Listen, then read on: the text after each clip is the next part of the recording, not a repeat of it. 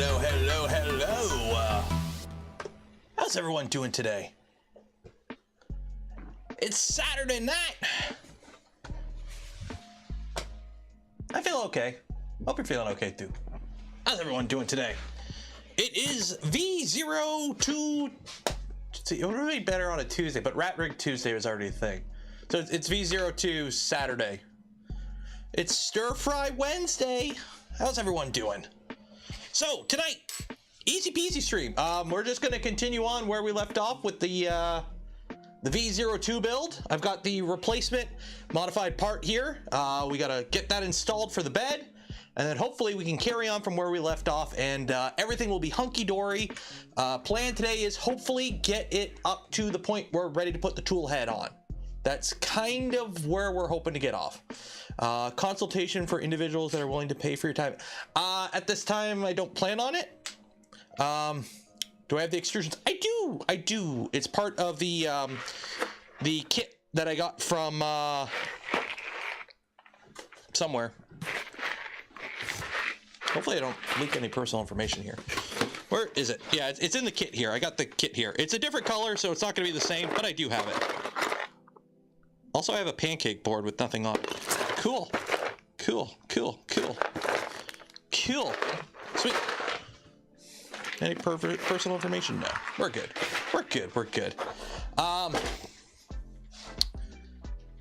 So yeah. Lit my cigar. Ooh, fancy. Should be a Creality Taco Bed Tuesday. But incredible DIY. If you have questions about 3D printing in general and whatnot, join my Discord, 3D printing Discord, the Voron Discord. There's plenty of people that can help out. So yeah, ordered all the extrusion material for my V0.2. Nice.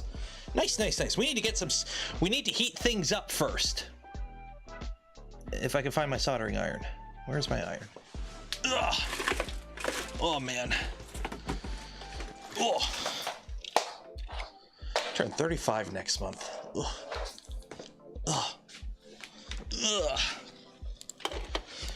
So everyone having a good weekend so far? Everyone having a great weekend so far?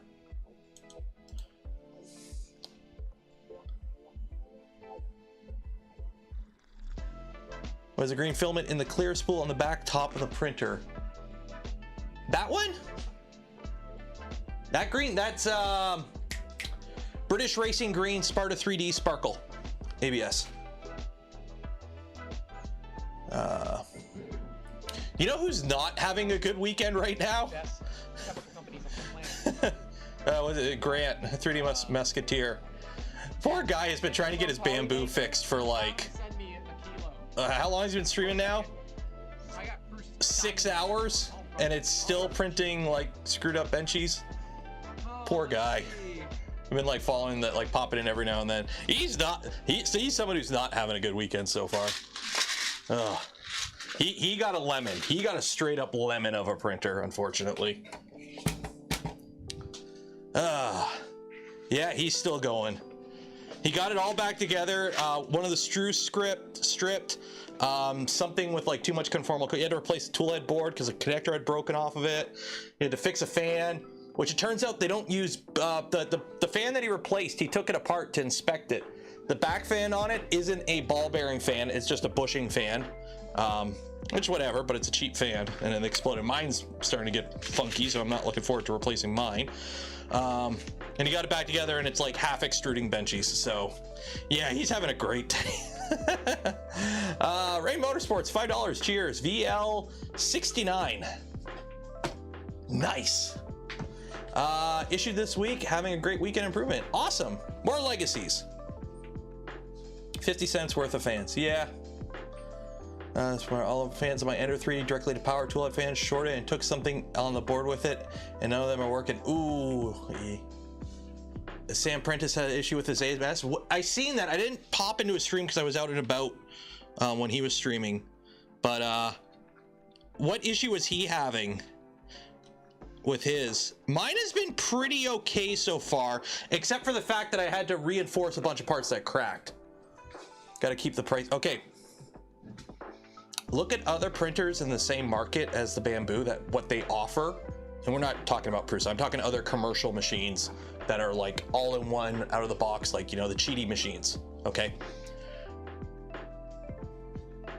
Do you really think Bamboo's making a profit on them, or do you think they're selling them at a loss to get market share right now because they have investment to counteract that? But I don't know for sure. That's just my open air thinking about things. I'm already on their poo-poo list, so I don't think I'm ever going to get a machine from them again, so whatever. Okay, so for those that were here last week, you may remember the bed don't go down all the way, which is a problem because we have the Z end stop at the bottom on this. So I've gone and printed a modified version of this. I've modified the CAD. So we got a modified version of this that we could swap in, but I got to put the stuff in there. Turned 45 on Tuesday, and I'm still cooking with gas, building myself fork. Cheers.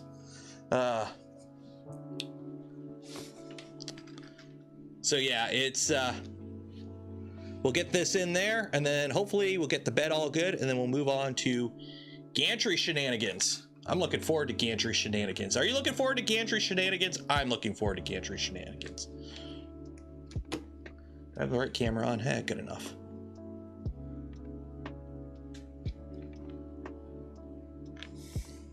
See, these got to go in from this side, but when you go in from this side, you melt the shit out of everything.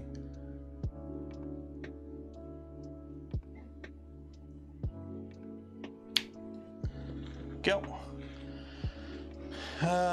Chat suck on phones. That's a YouTube thing. Don't blame me. Hey, I got a new CEO. Apparently he likes NFTs. I am not too happy about that.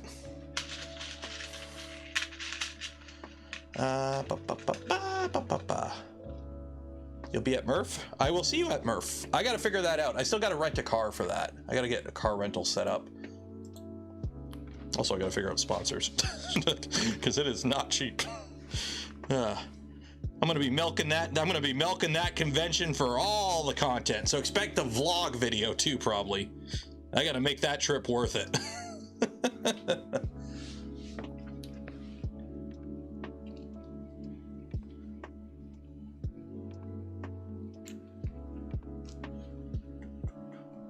And do I got the music on? I think I got the music on. We got going with the lo-fi beats for now.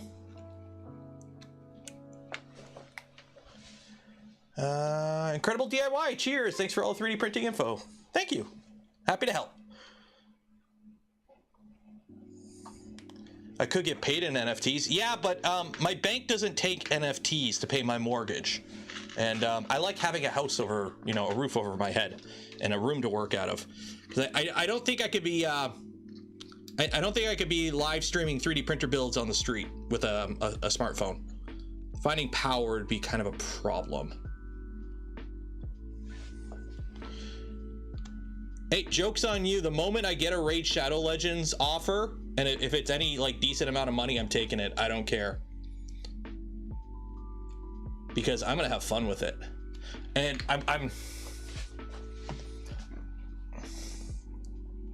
I kind of missed the deadline for it because I didn't realize it because I didn't check Stream Elements, but I think I could have gotten a HelloFresh sponsorship. So we could have done a cooking stream, but I missed it, I think. Because you get like offers through Stream Elements. I use Stream Elements for like all the, like this right here. That's all Stream Elements. And part of Stream Elements is they offer sponsorships. Like they work with companies to get on, but usually it's like some shitty card game or like gacha game that like makes no sense, so I ignore them half the time. But I noticed there was like a one for HelloFresh, but it expires at like the end of the month, and I don't have time to get set up for that. So my kitchen's a mess right now. It's not studio ready. Gil, thank you for becoming a member. But next time it comes around and I notice it, we'll do a rate, we'll do a HelloFresh thing. Cause why not? Why not? HelloFresh is great if you think pepper is too spicy. I don't know.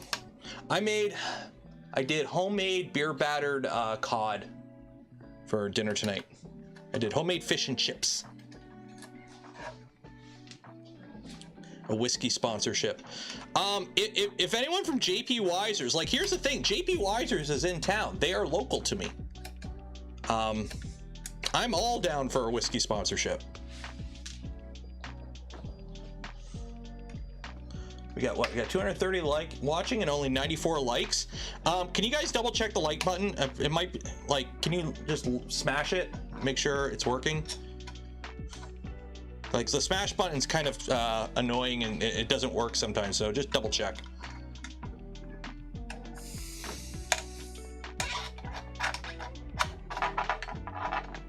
Get a $20 camp stove. So the problem with cooking with gas in this room, remember how I said this room is sealed up?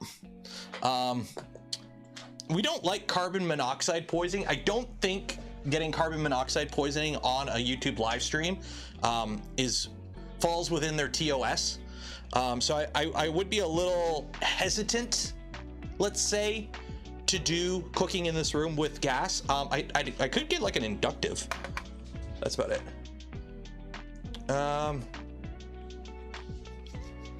Think of the content. Yeah, me being all delirious and passing out. Great content. No, I did my own beer batter. Nothing fancy, just what is it? Cup of flour, cup of beer. Cup of flour, cup of beer.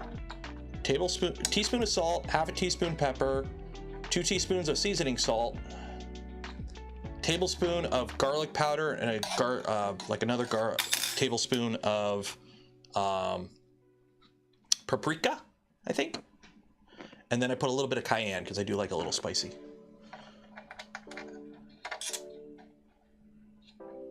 I cheaped out on the chips though. I just bought store-bought potato wedges and air fried them.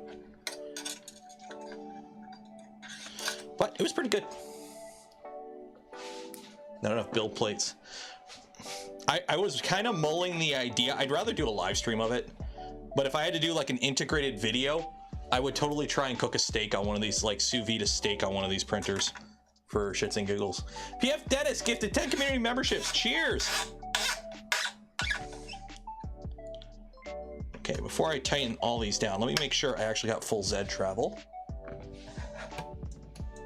There we go, we're good. And how much clearance we got, Clarence? Oh yeah. We got clearance, Clarence.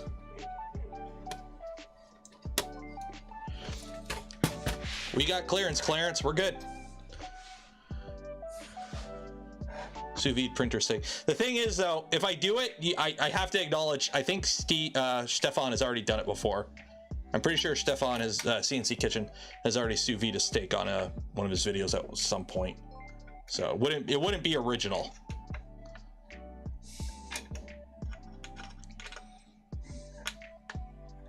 Okay, so there we go. So we got full Z travel now. And I did print a accent part here.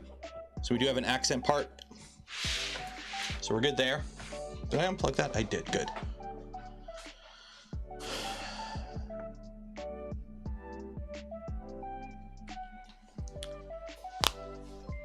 So the only problem with sous videing a steak, well, actually, so the problem is you need the water circulating, right? A sous vide, it just doesn't heat the water. It keeps it at temperature and also circulates the water. So if that would keep the temperature, right? Because it would just heat sink it, but it wouldn't circulate the water. But if I put it on a bed flinger,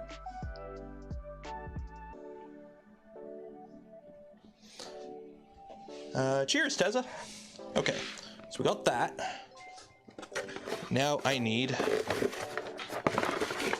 know one of these has a belt. This is a belt. Is this a belt that's good? This belt will work. Sure, why not?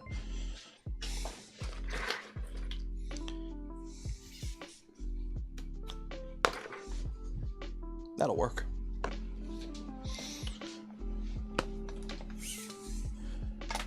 Nero, now I'm hungry. Well, make some food. Is this belt used before? Yeah, this belt's used before, but whatever. 3D printing quads and cooking. That works. Okay, this is gonna be annoying because I gotta... Oh, this is gonna be super annoying. Okay, how does this go? Do I got Fusion open? I got Fusion open, okay. Oh my god. No, I don't want to do a survey fusion. Select all. No. Okay, cool. Come on, fusion. Do your thing. Attach a spoon to it and have it stir.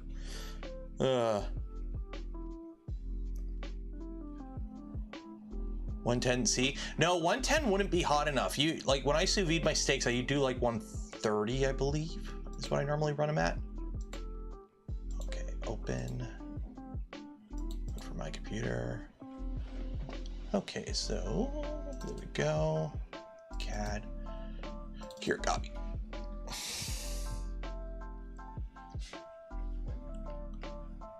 There we go. Okay. Show.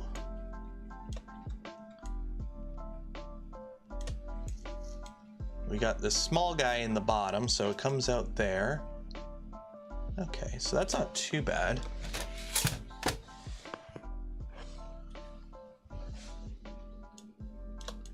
Does it actually go through? No, that hole's just there because it's a hole to feed the belt through. Okay. Oh, okay. So let me drop the Allen key I'm gonna need and lose it. Shit, where'd that go? Uh-oh, SpaghettiOs. Where'd you go? I missed you so. Shit. Well, I found a USB cable. That'll come in handy. Shit.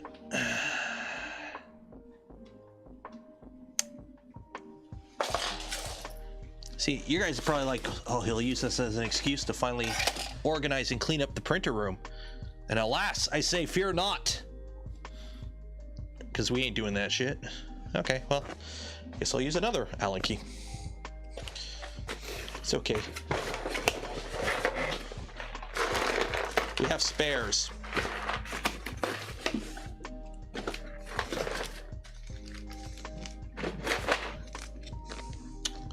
Okay, so M38. Is M38 what I need for this? Yes, M38s.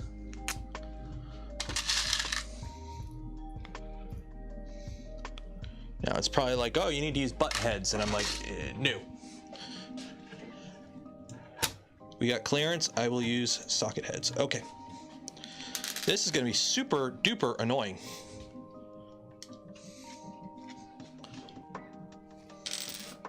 Okay, so first off, I got to cut this tab off. Because we don't need that.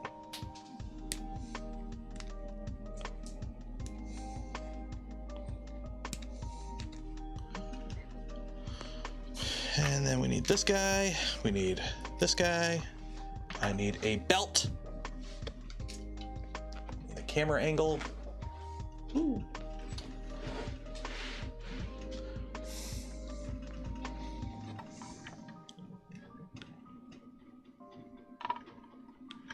Yeah, you guys ain't gonna see shit.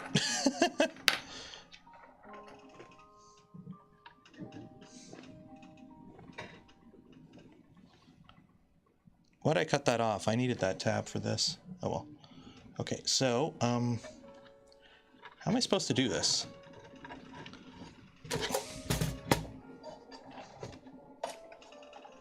How are you supposed to do that? Oh, you know what?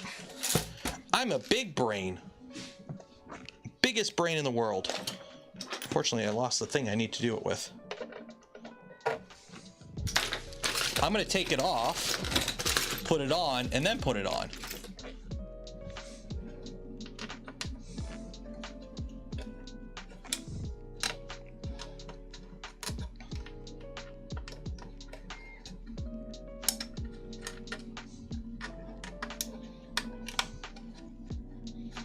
There we go. Is there a manual for this? For this? No. This is a mod. Welcome to Voron before everything got babyfied for everyone. We have a CAD model, and that's about it. Back in my day, you built a Voron without CAD. You just kind of YOLO'd it. I'm not even joking. When I built my V0 or my V2, the original V2, we had nothing. We had a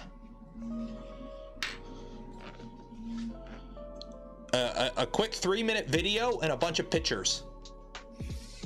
No bomb, nothing. It was just kind of YOLO it.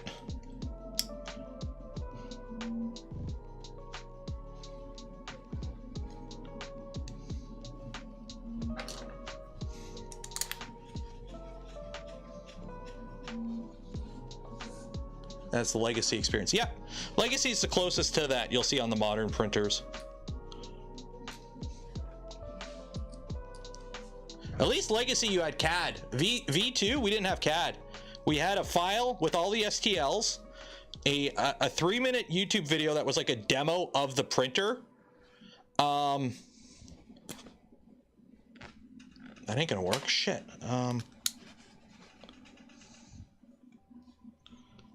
That didn't pinch it enough. Why did that not pinch it enough?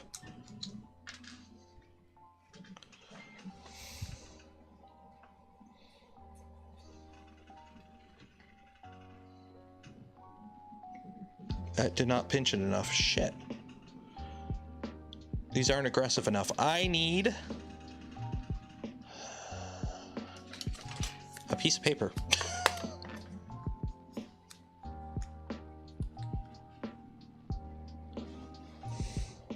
Well, it's a Legacy, right? So it's a throwback to the old days.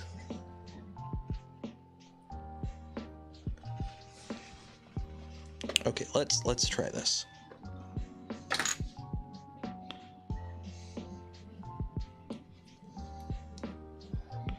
So we're gonna put you in there.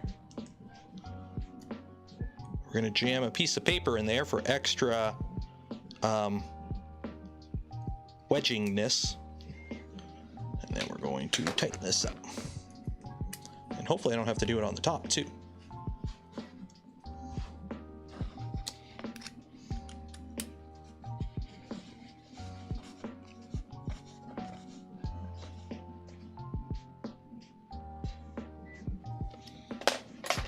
There we go. There we go. Okay. And then we'll just trim this and then nobody will ever see. There you go. Did you see anything? I didn't see anything. Did you see anything? I didn't see anything. I saw nothing. I know nothing.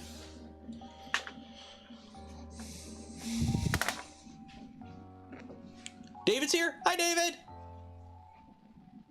Everyone say hi, David.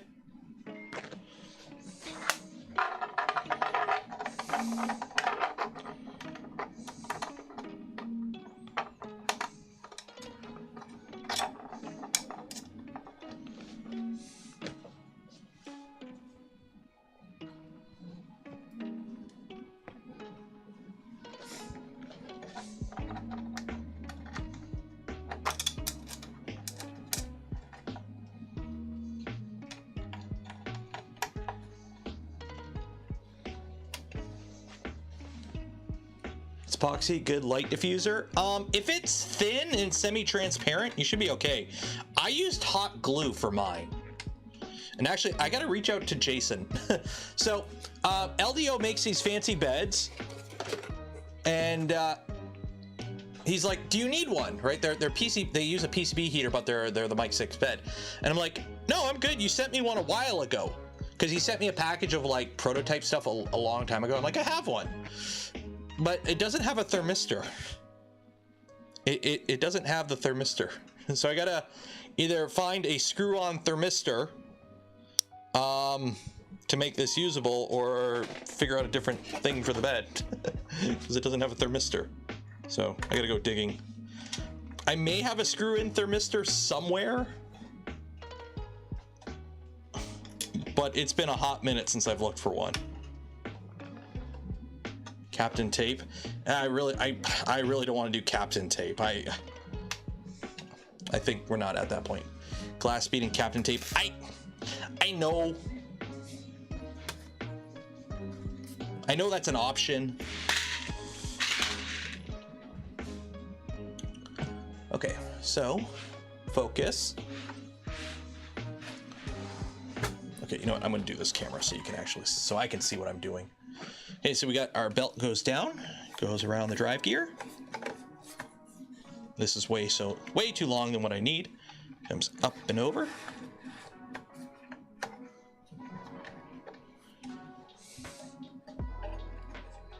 Goes through there.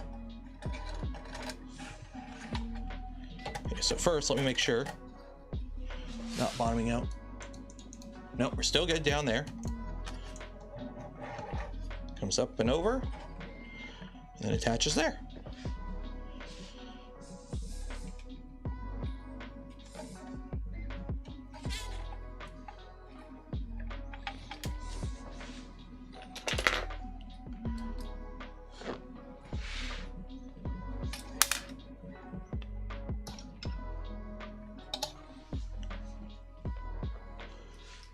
Building my Voron for the first time. Any tips for a long-time viewer? If you've been a long-time viewer, you should be okay.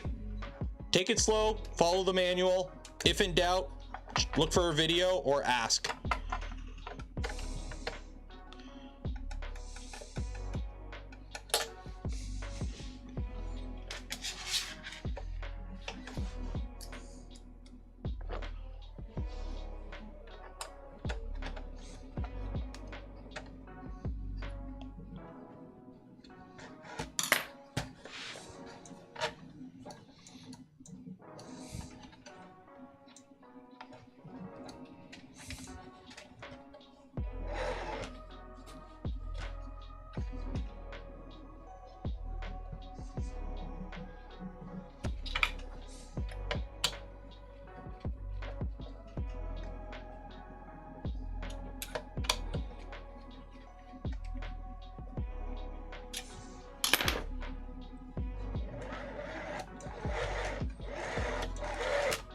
That works.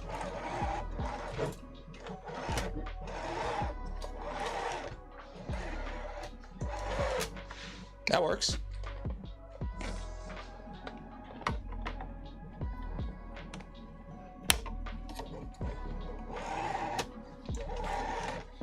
Okay. Belted Z is done.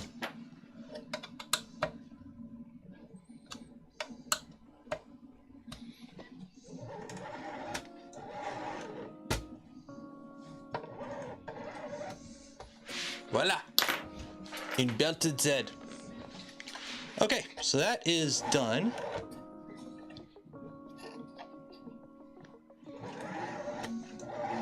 Actually, I don't like how that turned out once. Actually, no, I ain't moving that. That is going to be where it is. We're okay. Good enough. Good enough. Okay.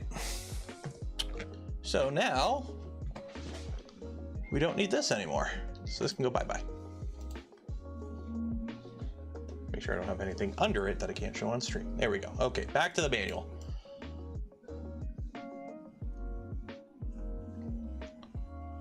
Okay. So we got all that. We got all that. We put the bottom on. We can skip this because obviously we got a mod for it. Cow. Okay, so now we're ready to put our XY joints together. So put that over there. Where's my box of printed parts? Over here with all the drone frames. By the way, speaking of drone frames, where are they? Where's one? Woo. Polymaker carbon fiber nylon. Beautiful. Look at that sheen. And then textured bottom. A little squished on the bottom, but look at that sheen. I'm hoping these work out the best. Got some ABS ones printing right now.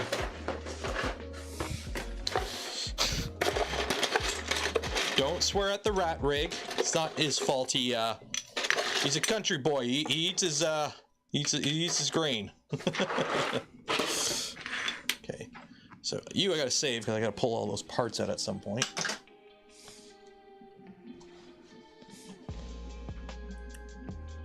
There's a reason why heat pads are not attached with RTV. Yeah, because it'd be a pain in the butt. Kinovo includes, like, the adhesive forum is actually rated for the temperatures they normally operate at. They should be fine. but a little extra doesn't hurt. So that's why people RTV it on. It would be a complete mess. Most of the heat pads already come with glue pre-applied. So you'd have to find a heat pad that doesn't come with glue. Because if you're just putting RTV and then the glue and then the heat pad, like if you're just buying a normal heat pad, peeling it off and sticking it down on RTV, then it doesn't do any better because you still have the glue that can fail. So, yeah.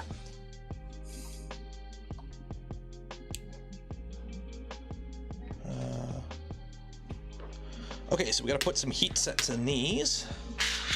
So heat you up, and then while that's doing that,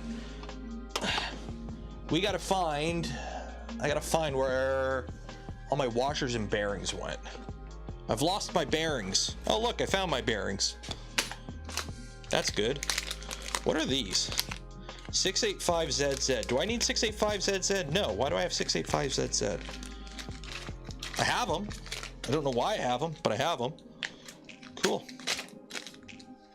Neat.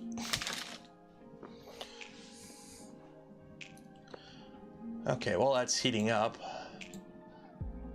I'm gonna check in on Grant, see how Grant's doing. See if he got his rat rig fixed. Yeah. Or his oh, it looks like he got it fixed. Yay! We got you. At the end of the day, it's still not right. Yeah, it's still funky. Yeah, it's still funky. He got a lemon and he is not loving it. Between Revo and Revo Voron, it's the heat sink. So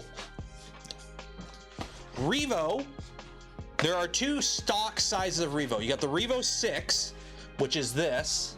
Okay, this is a Revo 6. Then you got a Revo Micro, which is if you look at the E3D V6 that was designed for deltas, it's kind of the same thing where it's screwed on from top. Revo Voron is this heatsink. Okay, so it's just the heatsink that's different. This has 4 M3 screw holes on the top, so you screw it to whatever. And yes, this one is blue. My mic sounds kind of off. I'm using my I've just got the mic plugged in. I'm not using, like normally I have this, but I want to see how it would work without it. So normally what you hear is this. So I don't know if this sounds any better, but I just didn't feel like finding the cable. So this is what it normally sounds like. Oh, it sounds better? Okay, so I'll stick with this one then. Because I figured the Rode Wireless Go has a mic built into it. I'm like, I'm just gonna be lazy today and just use that. But I guess it doesn't work good, so. Sounds better? Okay. Do you like my EMIs? Yeah, they're not bad. They're just cheap $30 ones off Amazon. And I use a Bluetooth DAC, a FIO, I think it is. To get a blue one, it comes with the LDO kits. So if you want a blue Revo Voron, you need to get an LDO kit.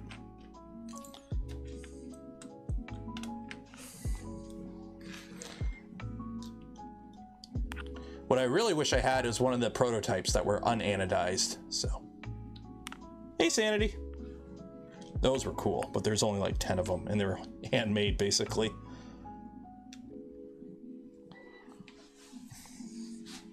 Hey Maker Viking. The Lav is less tinny than the Rode on its own. Yeah. Now you as tinny now. What? I don't know.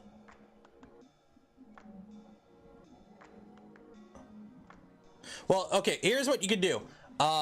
Here's what you can do about the audio. Okay. My PO box is, if you type exclamation mark PO box, it's there. And if you happen to have a what's the one everyone's using now, the DJI wireless mics, I'll happily switch over to that if one shows up. So the problem is this is a Rode Wireless Go. It's the first gen one, and I need a wireless lav, and I'd have to spend more money to get one. So it's like, yeah, we're kind of stuck with what we got.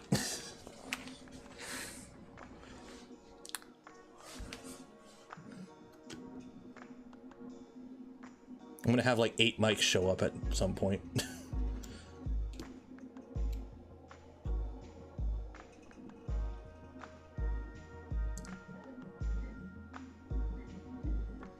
I actually am looking into getting a different mic down the line, just because for events, the problem is when I cover events, like because I've got a bunch of events this year. I got Rocky Mountain Rap Fest, Chicago Rapid TCT, Murph, hopefully Smurf. So that's 5 events this year, and I really don't want to be carrying around the my setup from last year. Which, while my setup from last year worked pretty good, it's kind of bulky. So.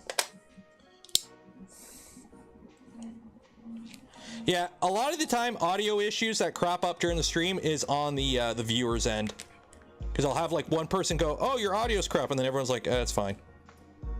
So,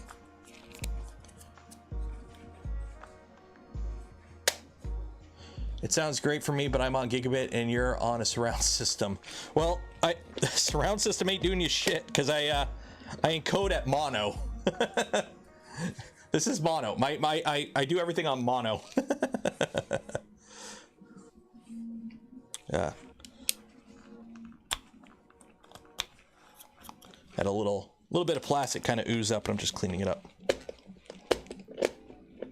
so it's not as chunky.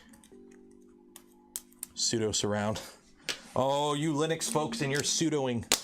Speaking of, I gotta build it. I want to start playing with VMs when I'm live streaming, so I'm not actually using my personal computer to install some of the sketchy stuff that come with these printers. I'd really like to be able to just fire up a VM of Windows so that we can install all the sketchy stuff that comes with these printers, and their flavors of Cura with who knows what else is on it in a VM, so I don't have to worry about it. So.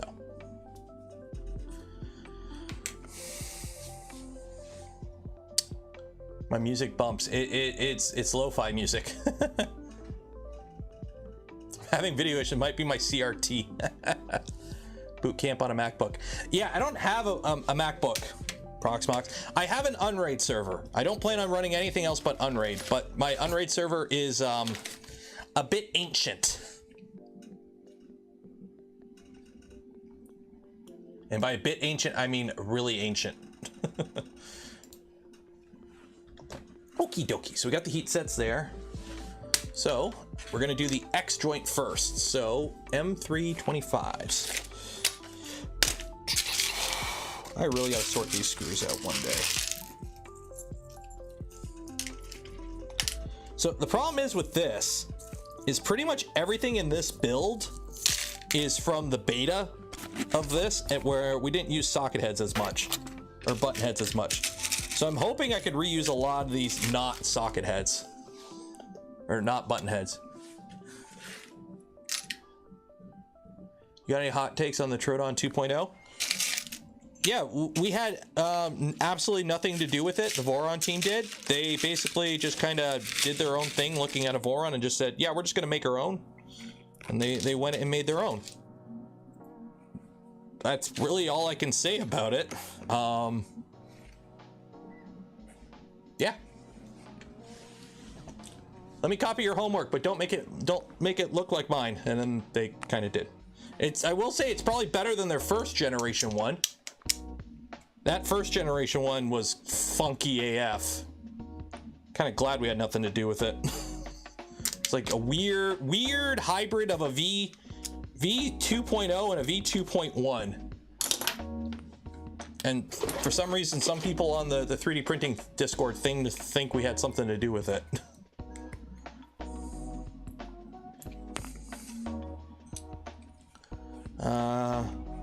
If you're looking for the guy, it's 3D Musketeer on YouTube and Twitter. I'm hoping he got it figured out. Okay, so what do we got here? We got, oh, so we got double stack bearings. Okay, or double, okay, so we got washer, bearing, washer. Okay. So let's get these washers out. So use VirtualBox with lightweight Windows 10 instance and pass it through USB to it. I know. The thing is, this computer is for just streaming. I don't want to be running as anything more than it needs to be when I'm streaming.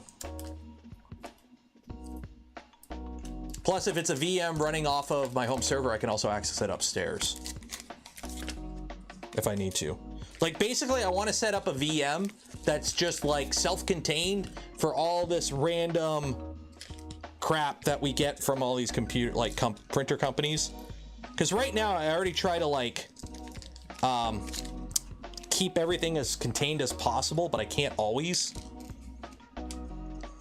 I've already had to change all my Wi-Fi settings in the house a couple times for leaking stuff, so.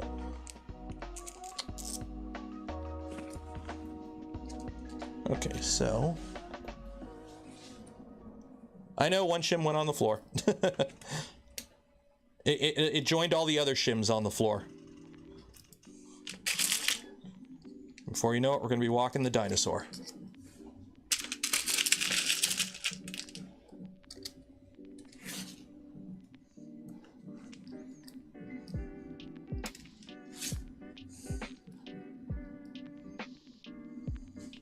Okay, and then this one is the opposite. So we got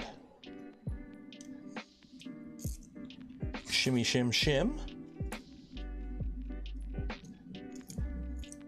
I really should have remembered to buy more M3 washers during the week. Somebody remind me to buy a bunch of M3 washers from Amazon this week, so I have a bunch, and more M3 screws. I should, what, you want to know what I did? I went on, this was like 2 years ago. I went on AliExpress. I just bought a screw kit for a Voron. Because you can buy just like screw kits on AliExpress. I bought a Voron screw kit and I just threw it into my acro bins. Just to keep, like, just to stock them. And it's lasted me until like, I'm starting to run out now. So I basically just ordered an entire Voron's worth of parts. Okay. So we got that, and then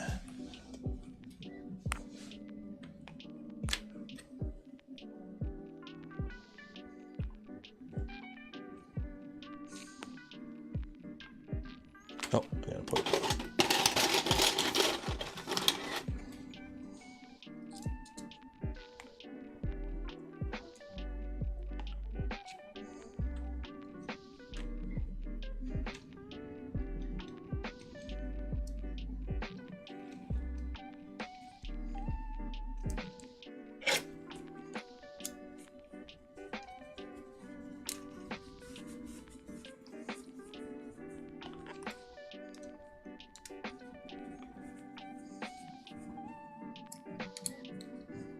There we go.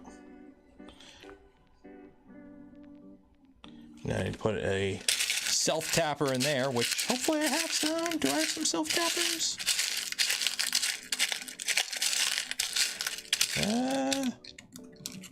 Are you a self-tapper? No, you're just a little M2 screw, but you're good enough.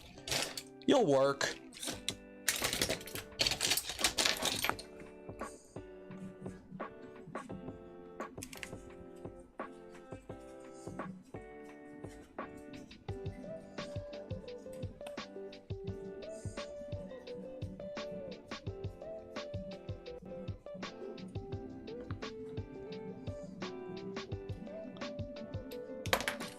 There we go. That doesn't work at all.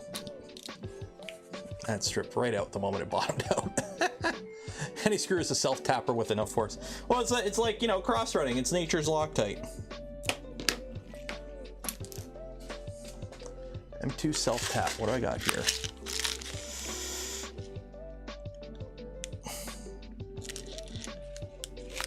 Really? Really? That goes, no, that's got to be sunk below the surface, so that ain't gonna work. Oh, there we go. Ha. 1, 2. They got self-tappers, but they got like big fat heads, so they wouldn't fit in the hole.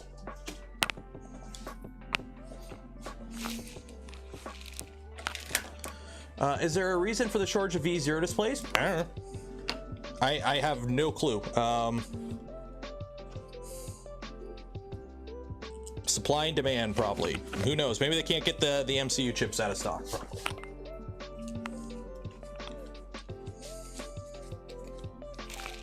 There we go. Cole Designs. I keep wanting to say Koala Designs. Cole Designs. Thank you for coming a member. Okay, so we got one done. Sweet. And now we got to do the other side. So let me dig out a bunch of washers here because I'm out of washers again. Bearing, bearing, bearing, bearing. I've got a ton of washers. They're just in here. So, oh man, I need more bins. That's what I need. I need more of these little, aha.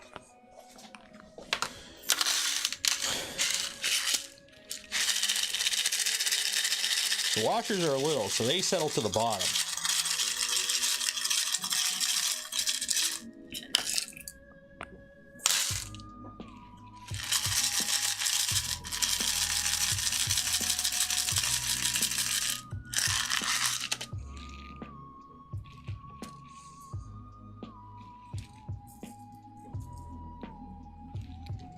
Another self-tapper, haha.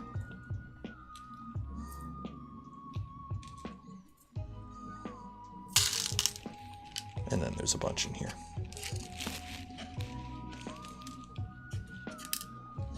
Okay, that should be enough for now. There we go. If only I had a way to produce more bins. I know it's the problem is it's not. I think I have one thing that can do it, but it's busy right now. It's printing stuff, so it is what it is. Make do with what you got. Okay, M325s. Are you an M325? No, you're an M320.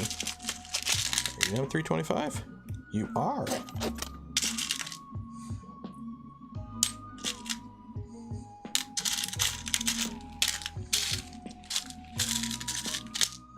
Grab the same screw multiple times. There we go.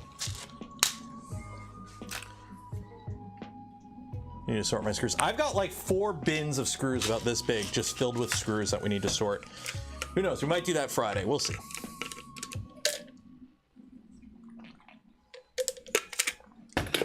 Like I've got like a bunch of bins like this that are just filled with like random stuff. Like ERKFA parts. What do I got? I got Rage Rabbit carrot feeder parts. The original brackets I used for the bed on my V1.5. A V6 block. A Wi-Fi card. Cool. Neat. Carabiner with some chain and a pillow block. Cool.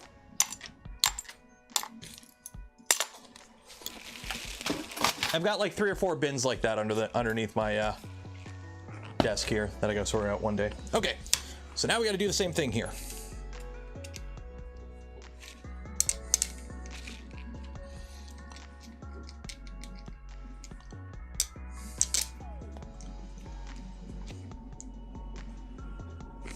Okay, so we got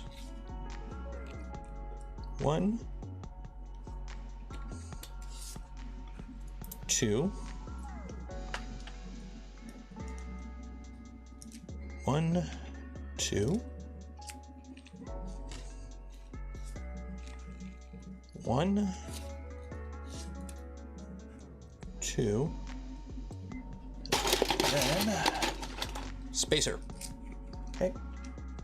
And then on this side we have spacer. 1, a 2,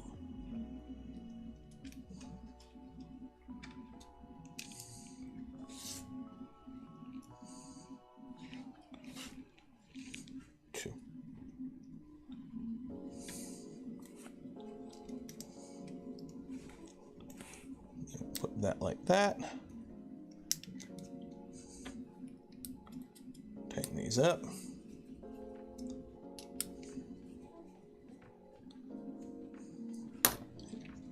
Get this going. As a jig for squaring up extrusions when blind joining. Have you ever done anything similar? No, I just usually build on a flat surface and it's really never been an issue. But if you found printing a jig to helps you, then go for it. Do what works for you, man. There's nothing wrong with doing what works for you.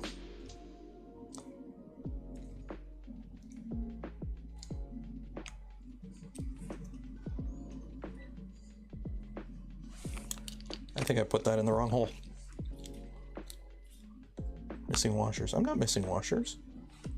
2 washers, 2 washers, 2 washers, 2 washers. I'm good. I don't think that lined up with the hole when I...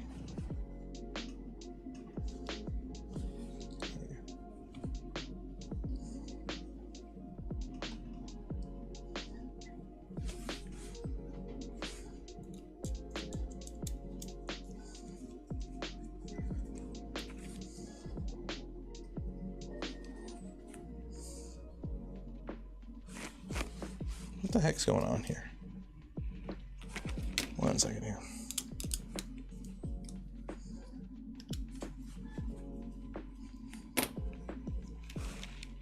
No, that was right. It was just on an angle. There we go. Okay. That makes more sense.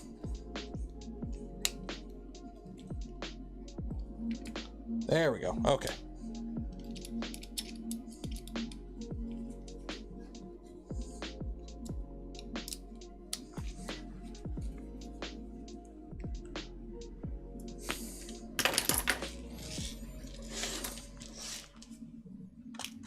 Okie dokie. Next up. Manual says never to tighten those M3. Does it? I don't...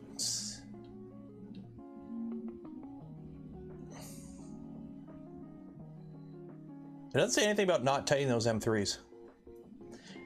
You're probably gonna have to loosen them up a bit to get the extrusion on. Maybe it was these ones you were talking about, but these ones need to be tight for the bearings. Okay. So now we got to go through the long, laborious process of getting the extrusion for the X-axis built and ready to go. Oh, look, we're done. I'll leave the tape on, but I am going to try and lube this up a bit.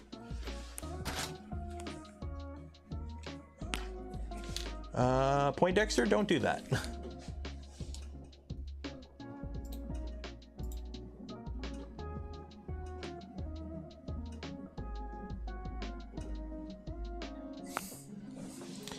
Okay, so we got a little bit of grease. Gonna try and shove some under here and see what we're gonna do to try and get some under the wiper. It's not gonna be perfect, but better than nothing.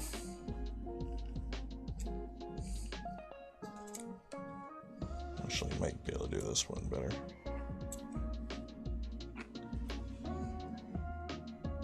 Yeah, whatever.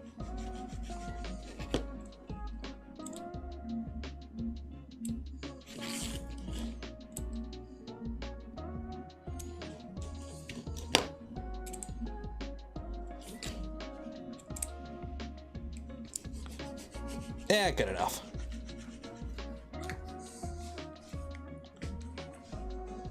Hey, Steve. Everyone say hi, Steve. Okay, so we got that. We got that. Okay, so I'm gonna put some 2 nuts on that end. Should be 25 millimeters from the end, I believe. Yep, we're good. Okay, so put 2 nuts, 2 nuts, and then 2 on the back, it looks like. Is that right? 2 on the back? Why do we have 2 nuts on the back? Okay. Okay.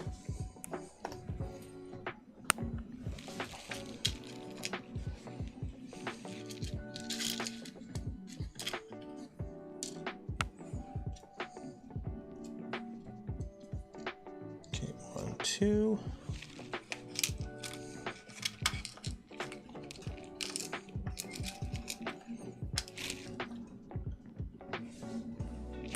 I used washers with my idlers. Yep, I did.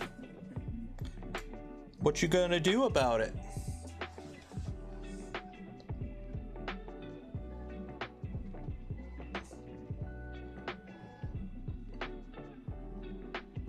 Okay, 1 second here. Preload 2M nuts. Okay, that's that side. That's the top. Where does it say preload 2? Oh, that's the bottom. That's the bottom. I was thinking that's back. 2 in the bottom. Okay.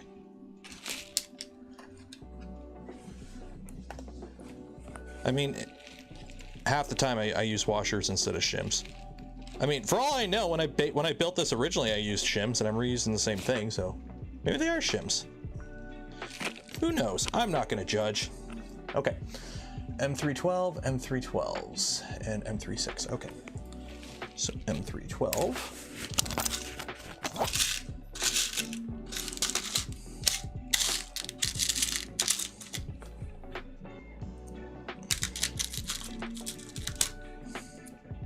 M312.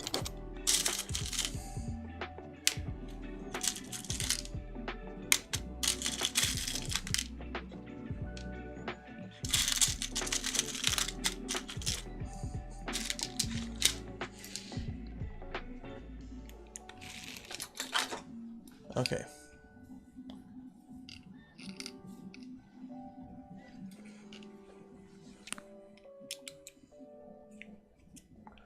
Okay, back these off a bit so I got more room.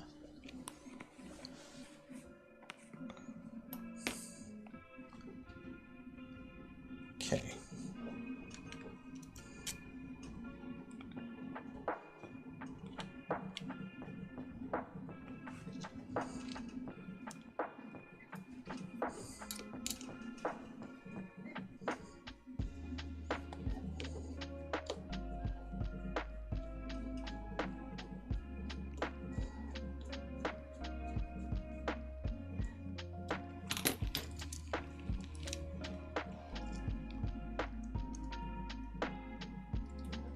Here's the other screw.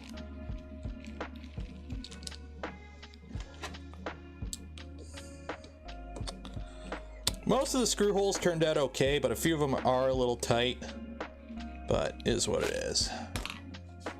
Okay.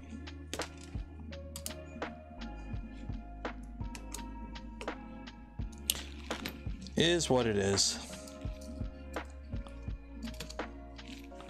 This, all the parts on this again were printed on the bamboo.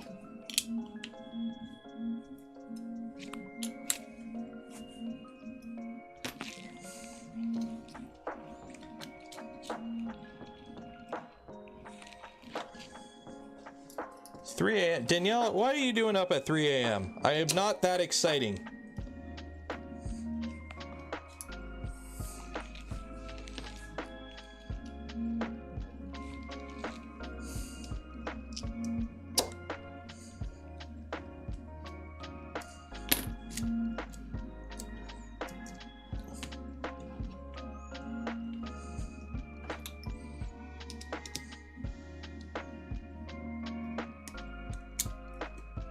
Okay, so these are like not tight. They're just kind of hanging on there.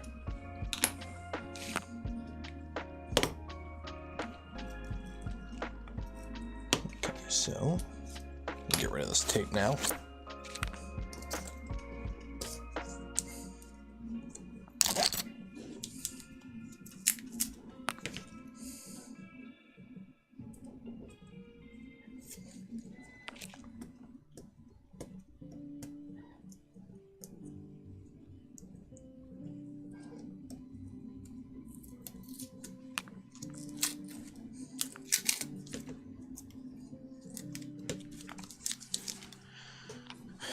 See ya, Jose. Oh, shoot. Okay, M36.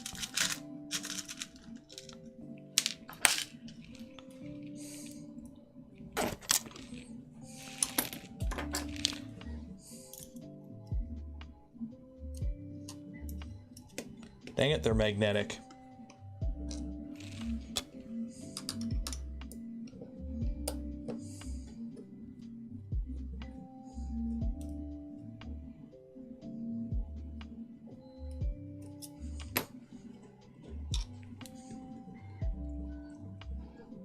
Damn it, damn it.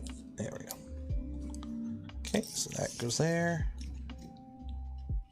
Okay, that one's not magnetic, so that one random M3 nut was magnetic. Okay. It's always fun when that happens.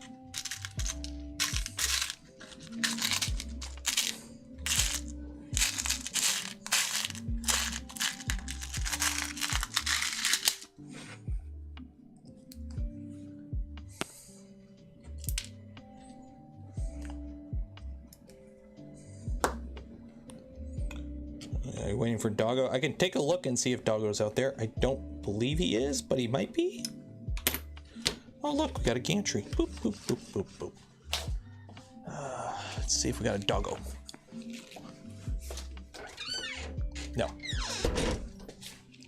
Nope. Alas, no Doggo.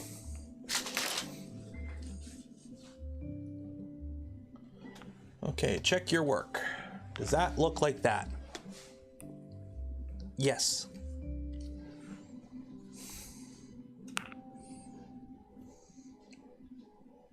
Why is that one deeper than that one? Ah, whatever. Okay. Side view. We're good. We're good. We're good. Cool. Now we got to install it with a whole bunch of M26s.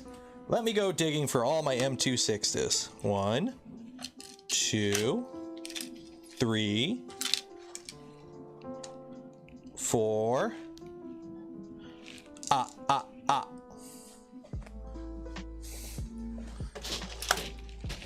Remember that little bin that I knocked over a couple weeks ago and everything went flying? I hope that wasn't my M2 bin. That was my M2 bin.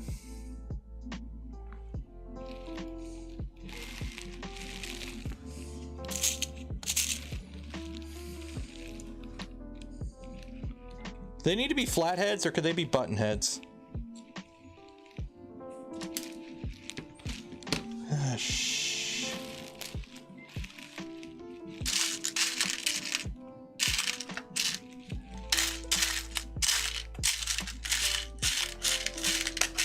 Nope, nope, nope. I've got flathead or button head. Those are calling for flathead though. I don't think I have M2 flatheads. Maybe? M2.5? Nope.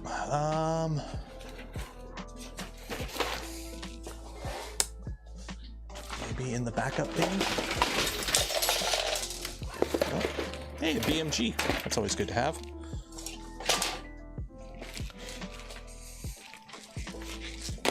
Dragon Flame gifted 5 community memberships. Cheers. Okay. Buttonhead. I got Buttonhead. I guess we're gonna use Buttonhead. F it. We'll use Buttonhead. I'm sure it's not gonna be a huge difference. Either way. I'm hoping not. Use Buttonhead. Thanks for the content. Thank you. Hope you're enjoying it. Yeah. Okay, I guess we are using Buttonhead. Poop. Poop. Unless there's one of these bins. Don't need you. That I'll keep.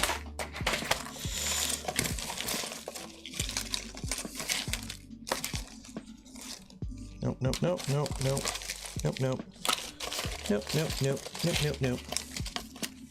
Ooh, nope. Yep, we're using button heads. Okay, button heads it is. Button heads it is. Oh well. May just lose a tiny bit of X travel. Yeah, I'm honestly not super concerned about losing a millimeter of travel. It's just, it is what it is. What kind of tables do I have? Many.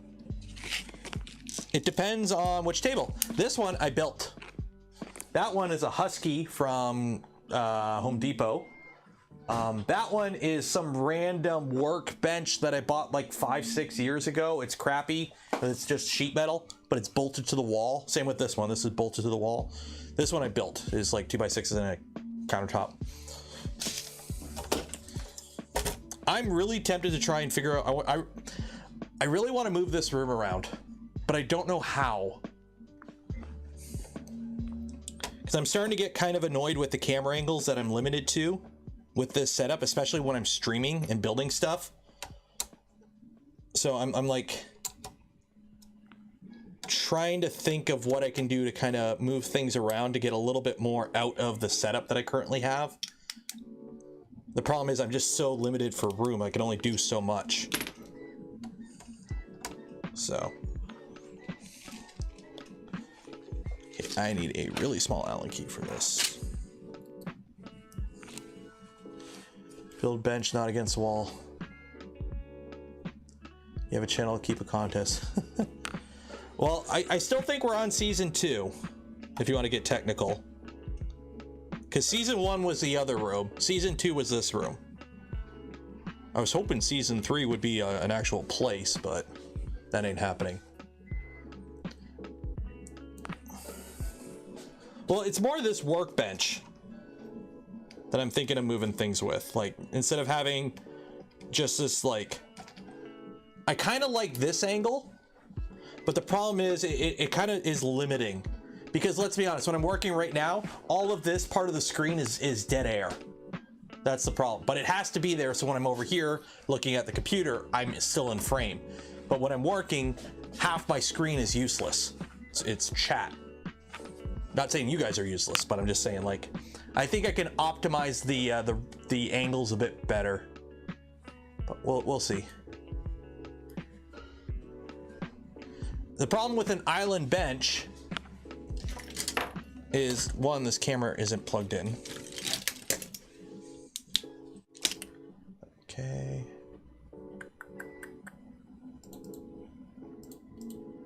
There we go. Okay. So the problem with an island bench, where's the island? There's the door. And this is all this is the rat rig stuff for the rat rig build. Like, this is the room. So when you're seeing on the camera, and you see here, that's the wall right there. That's the wall. And then there's a shelf of storage, the resin machines, more storage in the toolbox, and the door, and the filament, and the closet of more storage. And you guys, everyone, wave hi, chat. Yeah, it's like a 10 by 11 room. That's all I have. I have another room, but that room is straight up storage right now. And it was supposed to be a workout room, and we have a bike in there. And the bike has filament spools on the handlebars right now. I don't need a dumpster. Here's the thing. I use pretty much everything in here, or I will use it or something. Like, it's straight up floor space I don't have. So.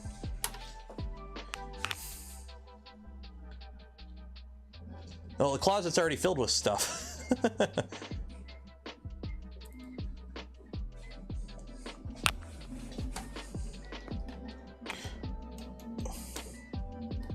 Well, the problem is if I turn this into a build, I'm thinking of maybe just taking this bench and rotating it so that these printers are behind me. But then I got to figure out, like, okay, then where's this bench go? This goes against the wall, and I would have like this much room. If I were to move that bench there and rotate this one so that the camera faces straight on at me, which I could do, I would have maybe like 24 inches of workspace here. Like, I would be like here, and there'd be the bench here. So I'd have like a little, I like room. I don't know.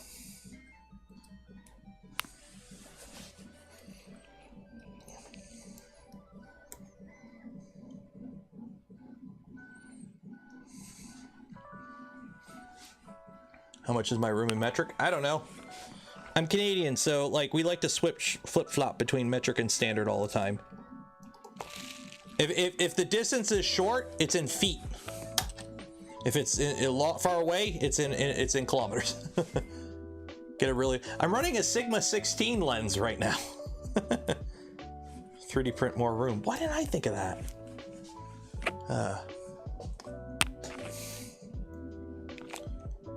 Flip-flops or no, they're flip-flops. Okay. So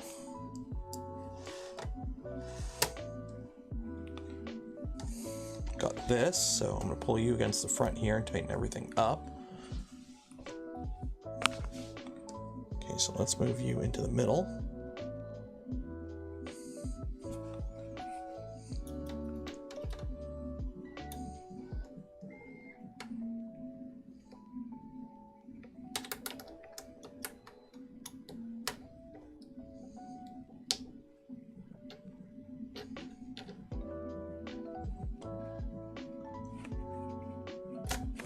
Subtractive technology. Yeah, I'll just get my little CNC and start milling away, right? I'll just rip the drywall off the walls and the insulation. We'll get an extra like 6 inches per side of the room, right?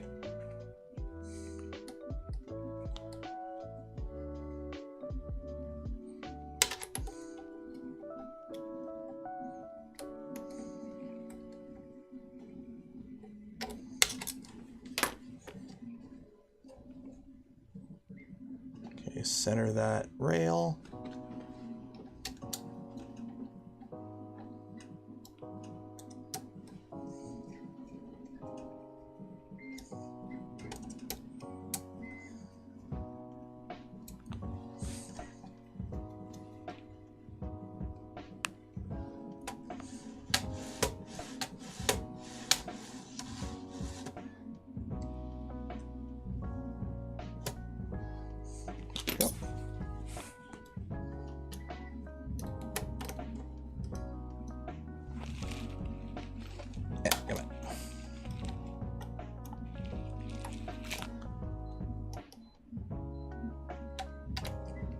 Need some graphical content for season 3.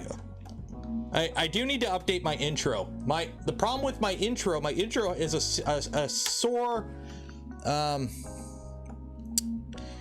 lack of beard. Like I think I redid my intro like over a year ago. We've had the intro now for about a year.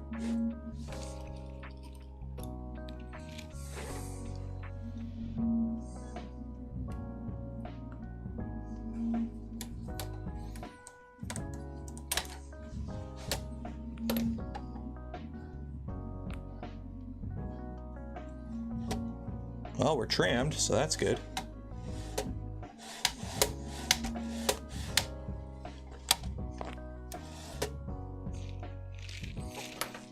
We don't have any end stops to worry about, so that's good.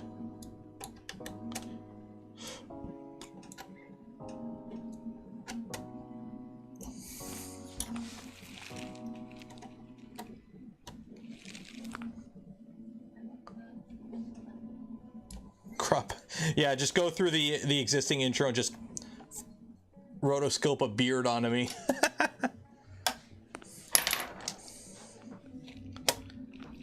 There we go. Woo! It does the thing.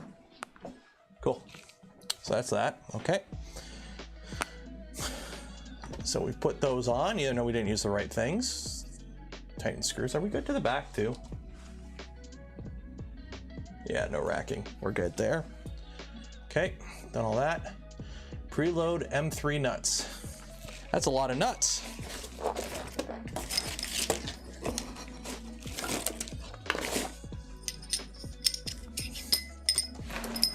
So I need 3 nuts on each side. It looks like the outside gets the 3 nuts. Okay.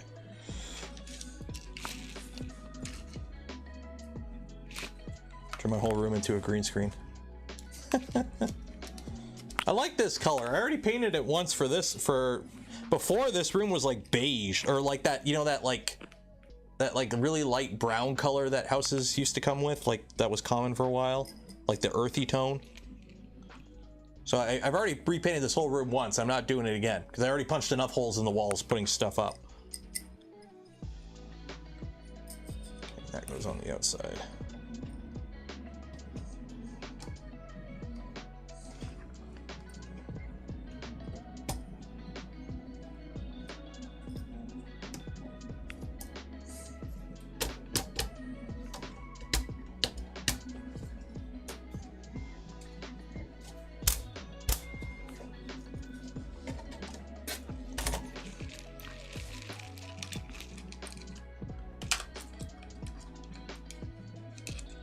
Builder's beige, yeah. So right now, I think it's Battleship Gray is like the actual name of this color, which I like.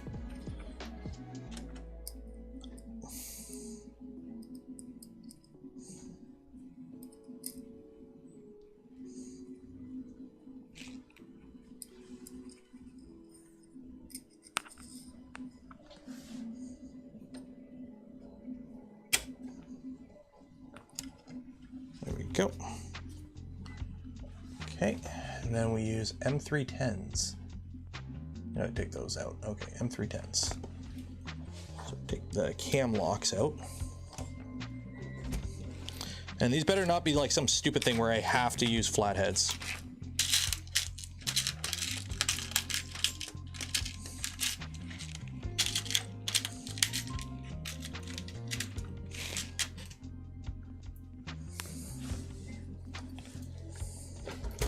I didn't buy it just off of the name. I did actually go in and look at a bunch of colors, and I'm like, this one, and I looked it up, and I'm like, oh, it's Battleship Gray.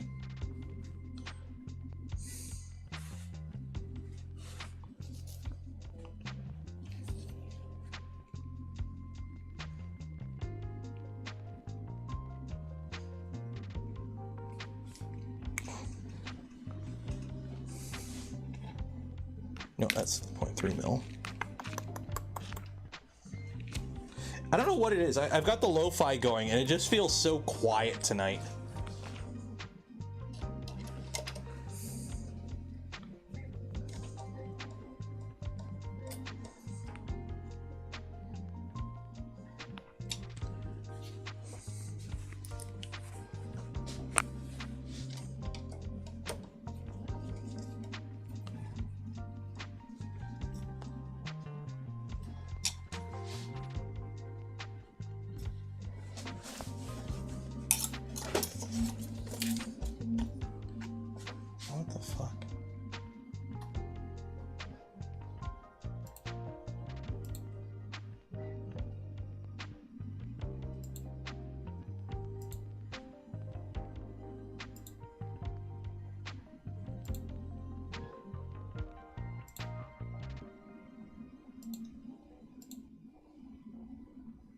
One second here.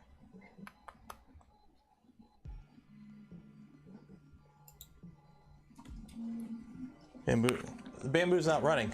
That's my V2. Okay, get this cam out.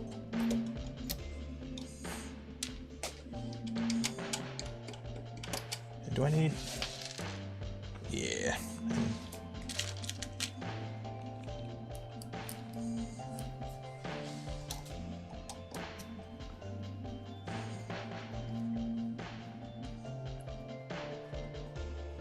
Piece of 2040 and all V-rail. What are you making?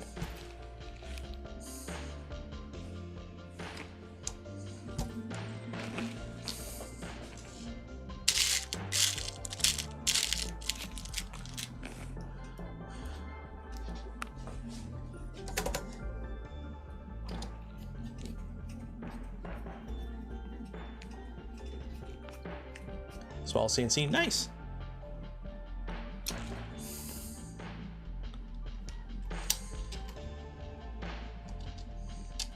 There we go.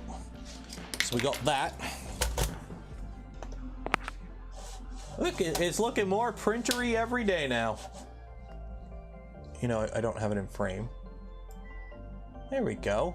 And it's not focused because I'm not standing by it. There we go. Look at that. It's a printer. Okay, so we got those in there. Those in there. Oh, we got a little tree. AB belts. Okay. So, it's belting time. Woo! Okay, how much belt do I need for this? Got that belt. I think I have some fresh belts somewhere. Let me go digging. Should be using fresh belts for this. And we'll do that. We'll do these two.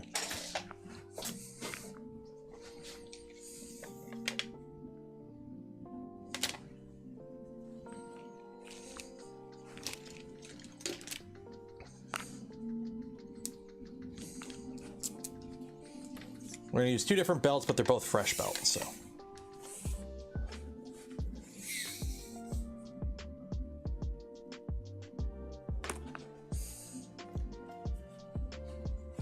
Yeah. I think you could tell they're different brands, but they're both fresh, so.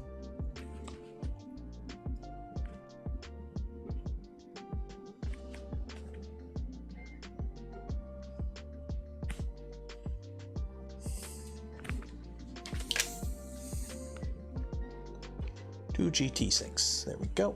Ever watch Brother Bear? Nope. I have never seen that movie. Okay. So it is Core XY.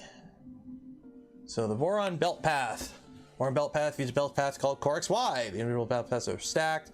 Blah, blah, blah. If you don't know about it, click that link. So we got to get this piece ready here.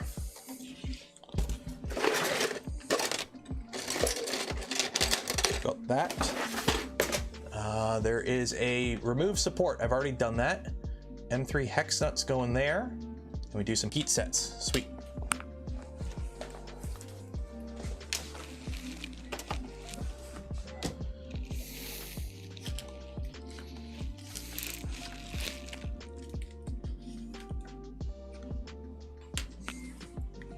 Okay, so M3, those go in there. Assuming they just go in there because of room.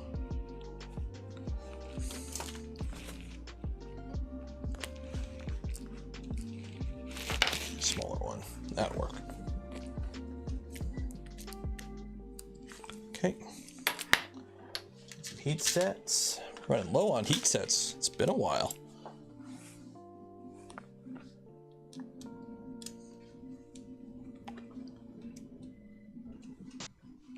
Not gates. I'm running low on gates.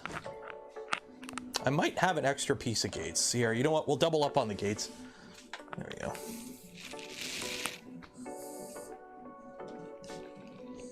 Gates pouch. That's gates. This ain't gates. Or is that gates? Yeah, that's gates. There we go. There. We'll reuse gates. We'll reuse the gates belts from the V2. How's that? Yeah, there you go. Sequential serial numbers too. Ooh.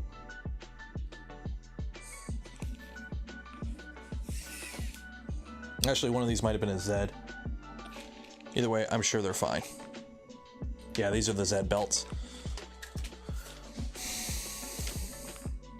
As long as it's long enough.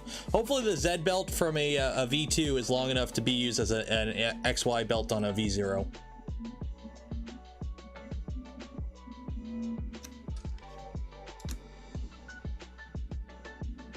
Because it's 1 meter, I believe. There we go.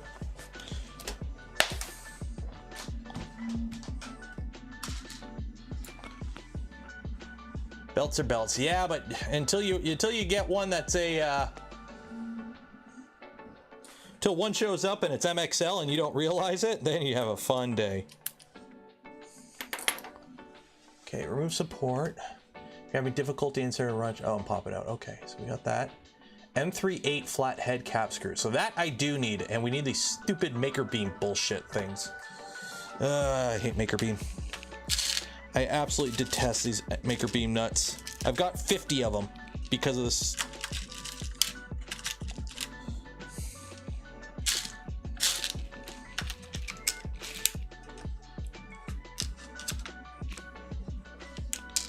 Okay, so what do? We just get this started, right?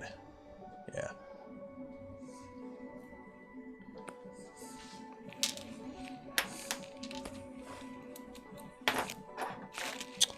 Ooh, my tinnitus is kicking in right now.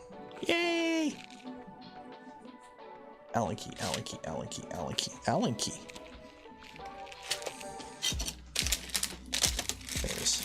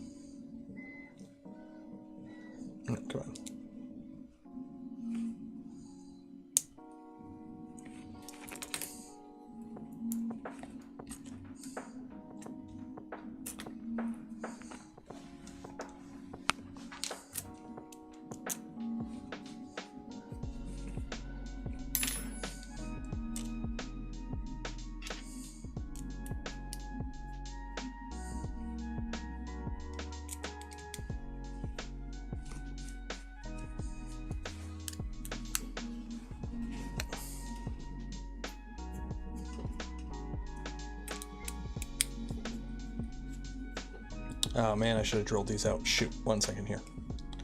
1 second here, I gotta drill these out. Otherwise it's gonna be a pain in the butt. Cause I don't want these catching in here. I want them to be loosey-goosey in here. Yeah, gotta drill them out. Otherwise we're gonna have a bad time.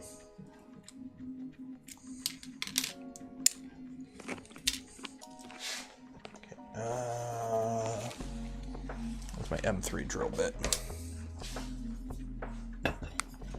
Because you want to be able to like move it around. Oh, come on, where's my M3 drill bit? Oh, shoot.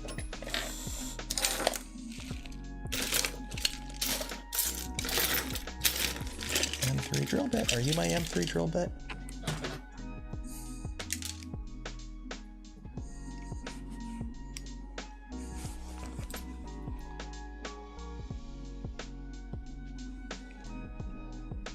.1. I could do with 3.1.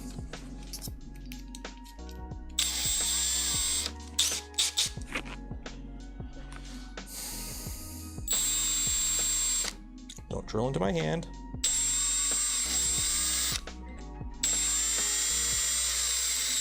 There we go.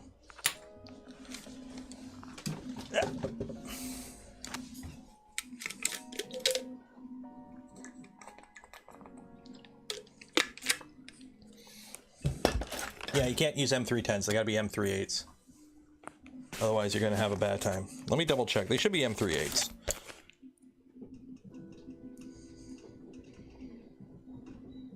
Yeah.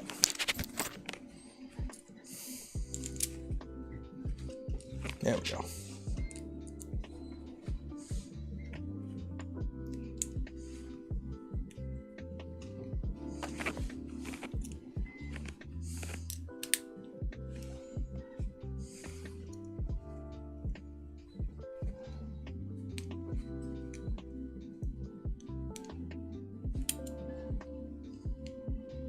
There we go. One.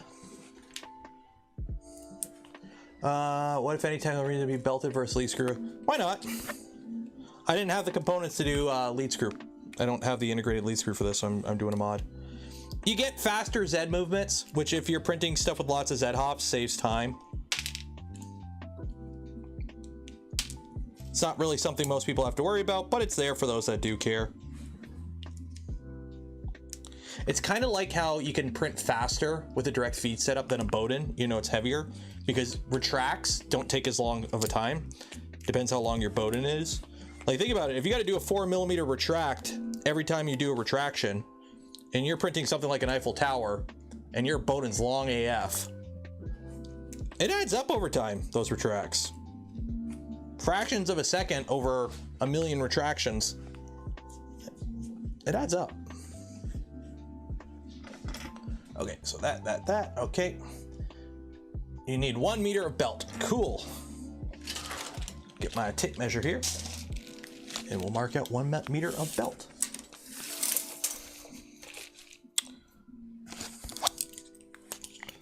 One meter is right there.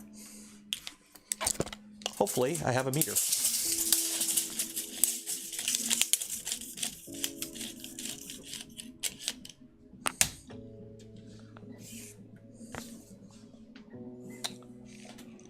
That is not 1 meter. Okay, so we're not using that belt. Is this Gates? This is Gates.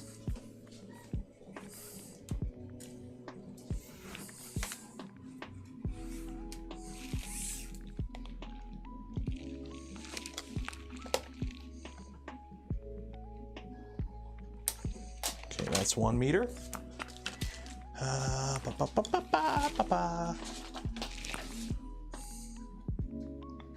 And I think this is the other end, yeah. Yeah, this is Gates too. Okay, so which end's the healthier end? That's the healthier end. Yeah. That's right, we're reusing belts that are 5 years old for this. Actually, no, they're not 5 years old. They're old enough though. Old enough. Waste not. right? People go do 3D printing to help save the planet. Reduce, reuse, recycle. Just a little grimy. They're still good. They're still good. Teeth are healthy. Nothing wrong with them. Plenty of life. Plenty of life. They're pre-stretched. Okay. So we got 1 meter belt. So attach that. Run the belts through the X carriage like so. Pick a tool, can be helpful here. Okay, make it before. Okay, so we got those loose as possible. Okay, so it's saying put 1 in to start. Okay, so I can do that.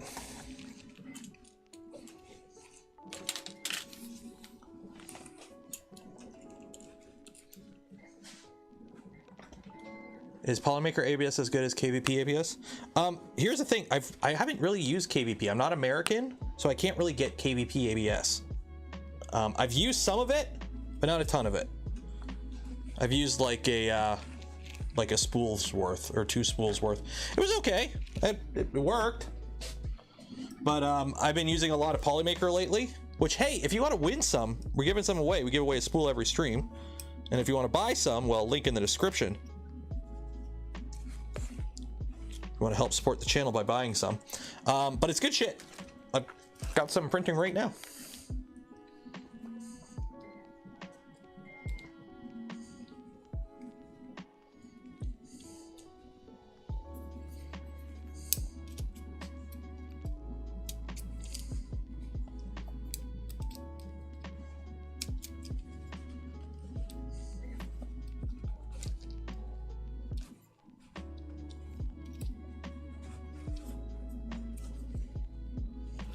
Work. I need a I don't have a pick.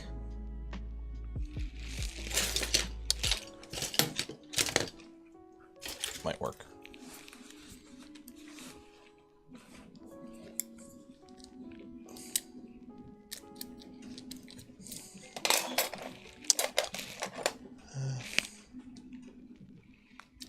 There we go.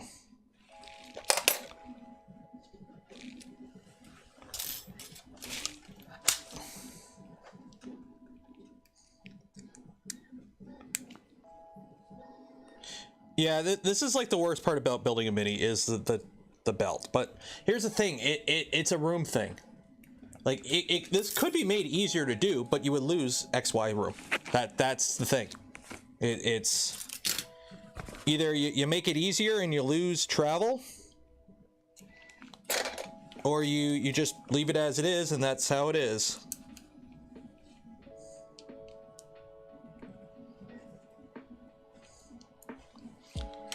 Okay,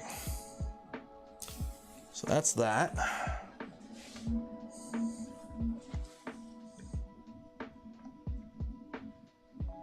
Like tying your shoes, but worse. Okay, so we gotta feed all the belts through to the carriage. Cool. Okay, so I'm just gonna put 1 screw in it for now just to hold it in place while I do this.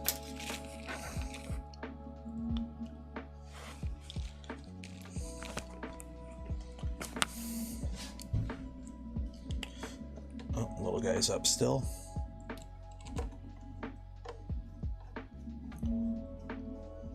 Someone's gonna get in trouble.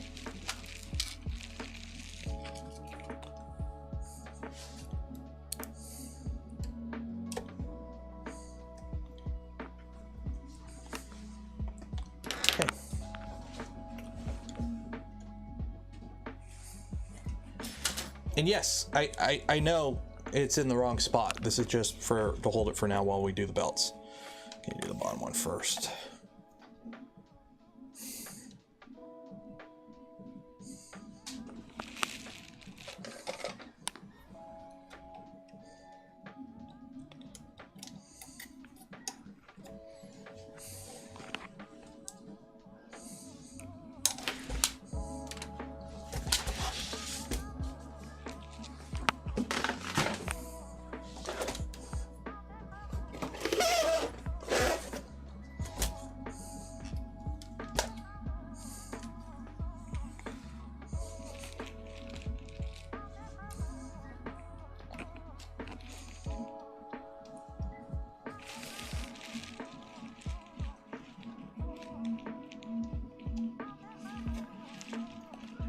I will say running the belts on easier than a V2.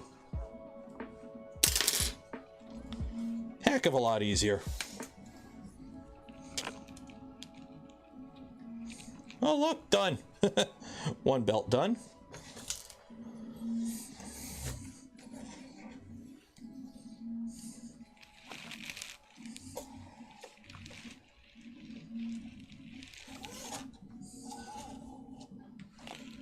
What time are we at anyways? What time is it right now?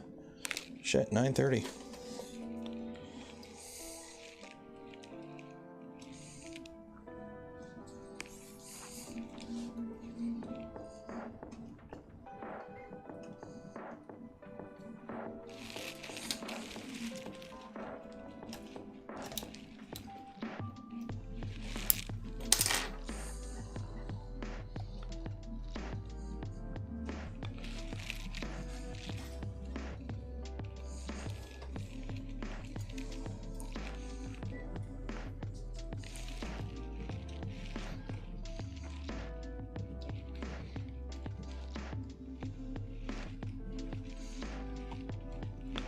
Making good time on this, actually.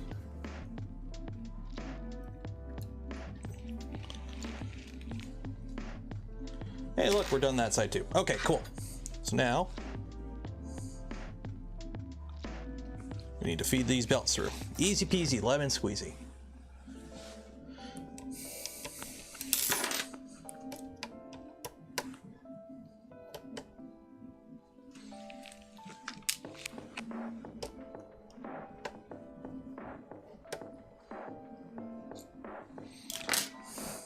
Now comes the bullshit part.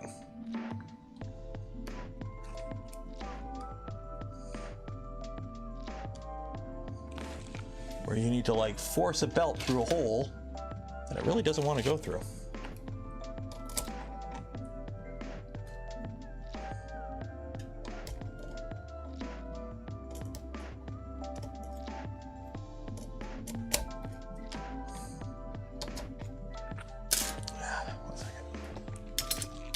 Find my flathead. No, that's not a flathead. That's not my flathead. Where is my flathead? Ooh, laser. There's my flathead.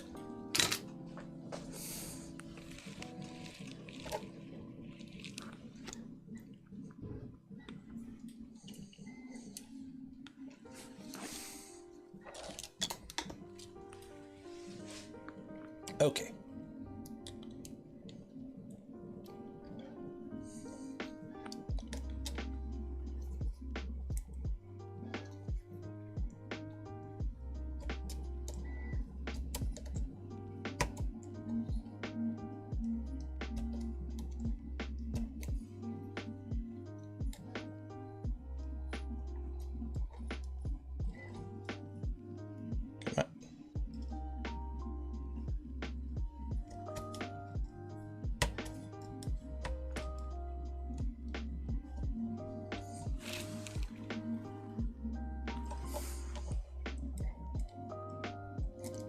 So what you know what, I'm just gonna do what I should have done. I'm just gonna pull these ones out a bit. So I only got the one belt coming in.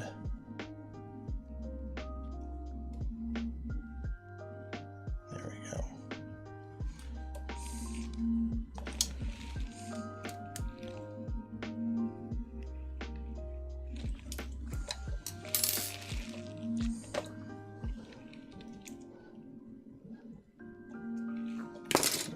So those shouldn't move still, but now we only got one belt coming in that we got to worry about.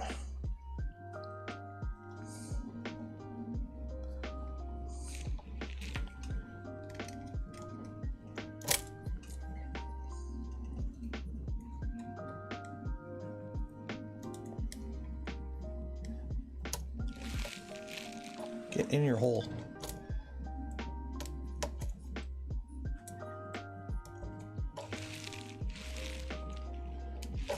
Almost.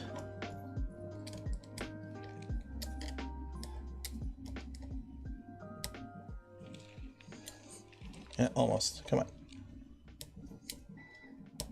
Hope I'm putting the right belt in the right hole. Otherwise, I'm gonna have a bad day. Ah, shoot.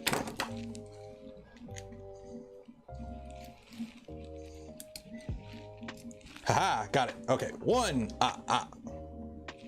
Okay, top belt.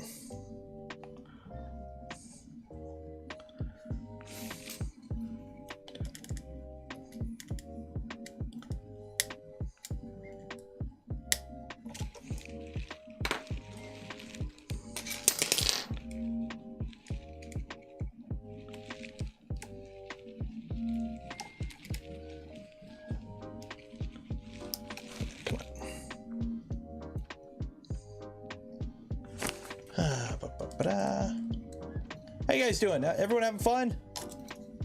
Who's having fun? Put a 1 in chat if you're having fun right now.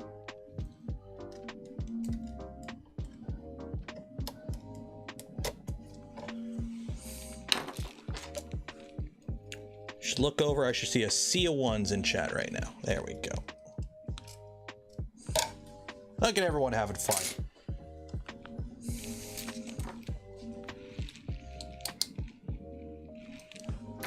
Okay.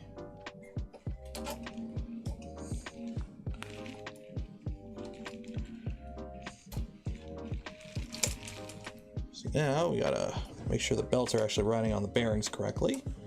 Boom, boom, boom. That's not a bearing. That's not a bearing.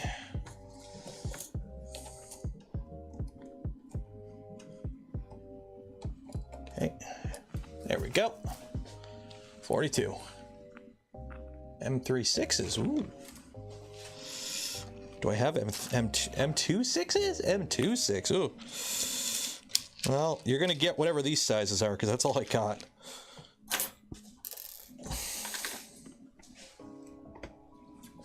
Wrong camera.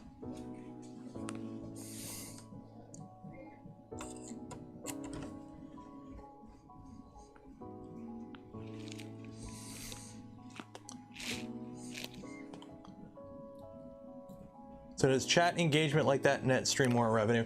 No, I don't make any money. Okay, so the way YouTube works, it's not like how some people think it is, but it kind of is. So when you join the stream, you get usually fed an ad unless you got like YouTube Premium.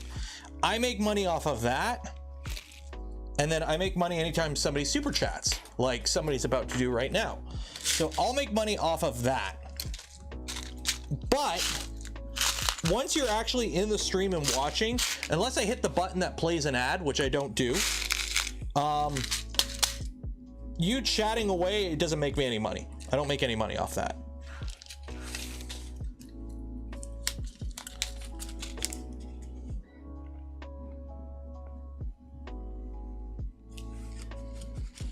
Oh, and the memberships. Yeah, the memberships. Yeah, gifted memberships and whatnot. But so engagement doesn't generate me any revenue. However, the more active a chat is in a stream, the more likely YouTube is to promote it to other people's home pages that they think would be interested in it. Like, see, Andrew just did. So if you're more active, if the chat is more bumping, as the kids would say, and more people are liking that smash button, the YouTube algorithm would go, hey, this stream is interesting. What is it about? It would do like the whole, okay, it's 3D printing, it's this, it's that. And then it would suggest the stream to others that it thinks it would be interested in, and people would find it on their homepage. So the more people like a stream while you're watching it, and the more people are engaged and interacting in chat, basically YouTube wants to see action. They want to see interaction, right? And the more active things are, the more likely it is to recommend it to people.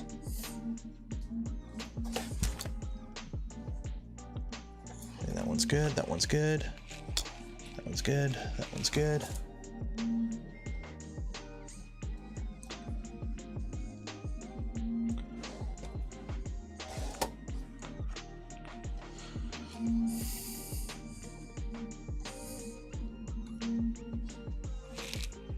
go.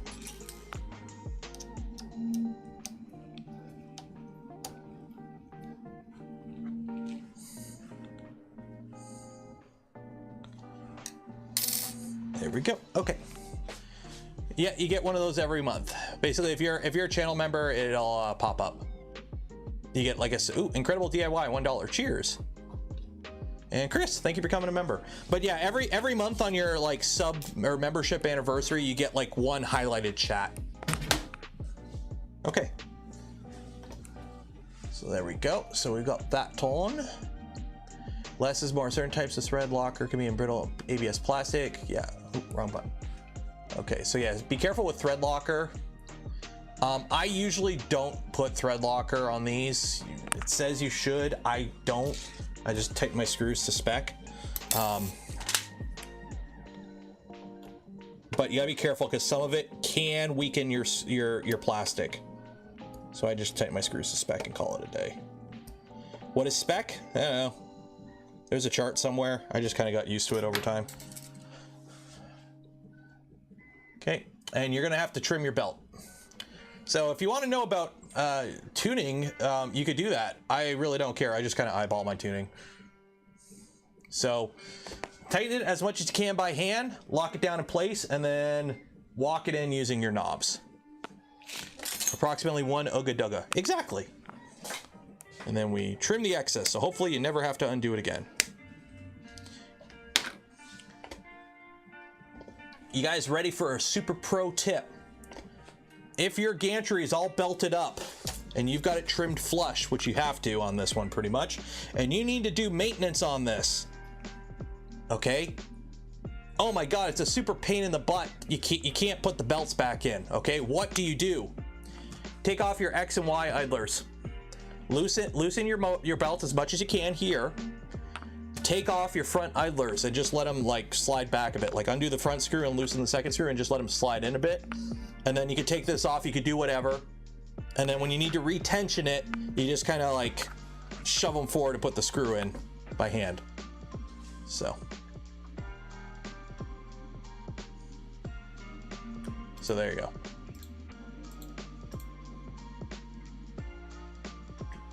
Oh my God, I got a million notifications. What's going on Twitter?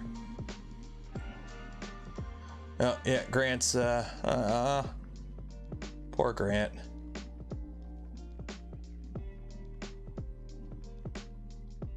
One second here.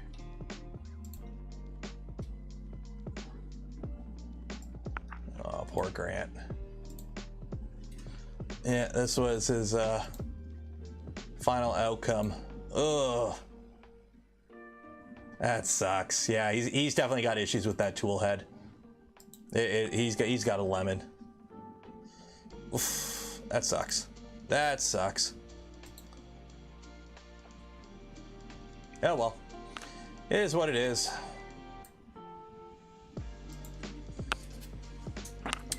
First gen product from a brand new company.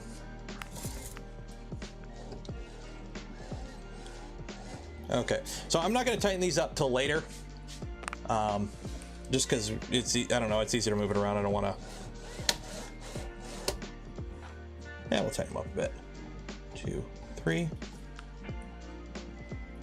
1, 2, 3. Yeah, good enough.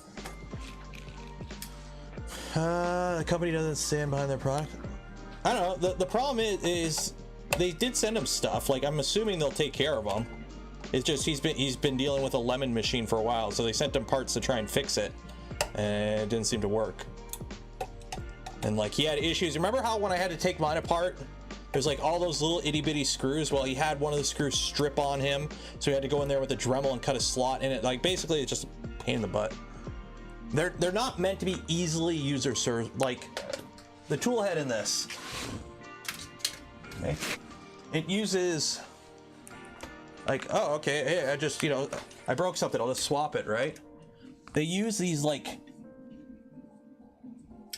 ribbon cable connectors.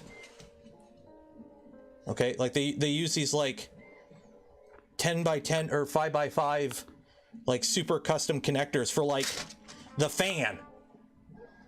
Like, you can't just buy a 50-15 fan unless you want to solder in a 4-pin with this connector, because good luck. What connector is that? You don't have that on hand. And that's just to replace the fan.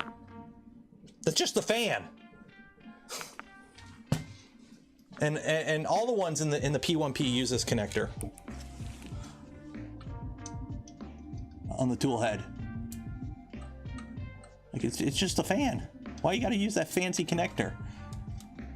But that's what they use.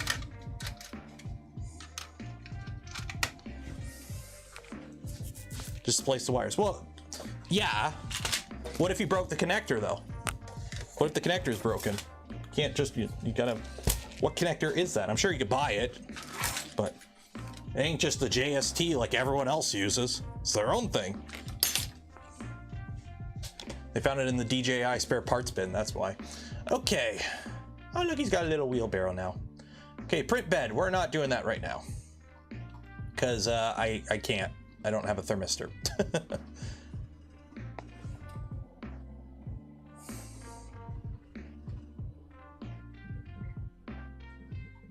So we're going to skip the bed. We're going to go right to the tool head. Print head. Yay!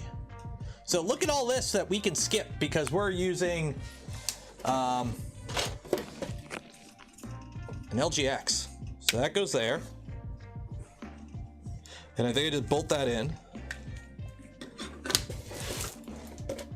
So let's see how easy this is. So I need this piece. I need that. I need fans. Where are my fans at? Hey, yo, where are my fans at? So I gotta reuse these fans. Hopefully I can pop these out without breaking them.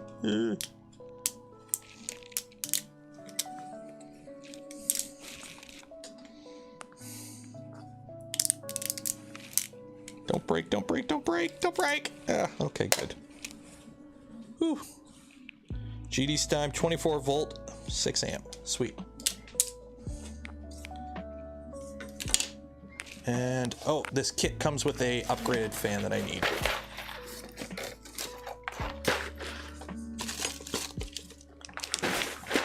New fan.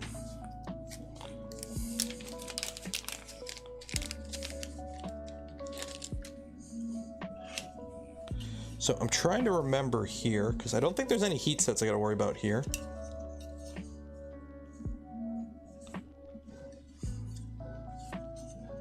Yeah, I don't think there's any heat sets.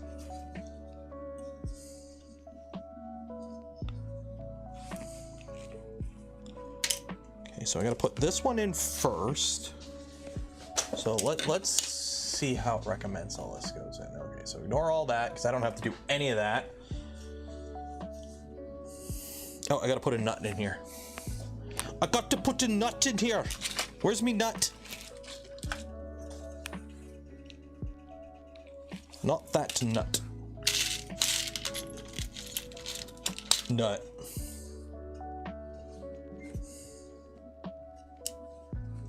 There we go. Got me nut in it. So because we're doing an LGX, skip all of this.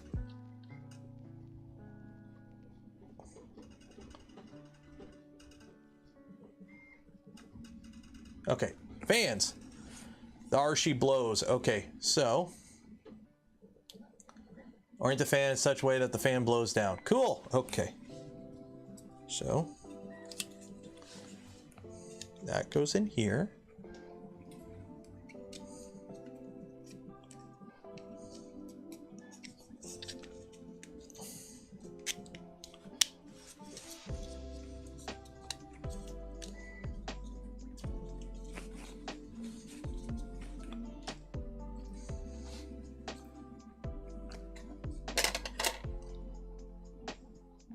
Oh, that one goes in. Okay, and then this goes in now.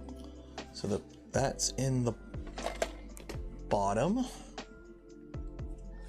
And it comes up the top and the side. Okay. NGTZWE, thank you for becoming a member.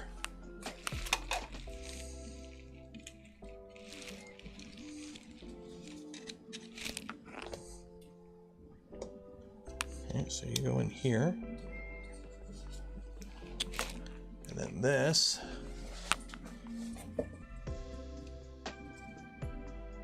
goes in, nope, goes in like that.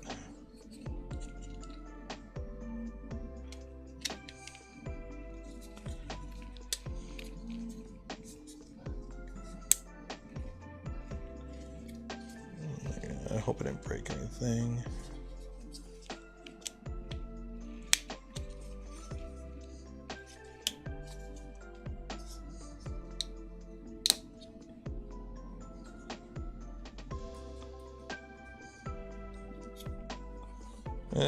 Okay. I think we're okay. I hope I didn't break anything.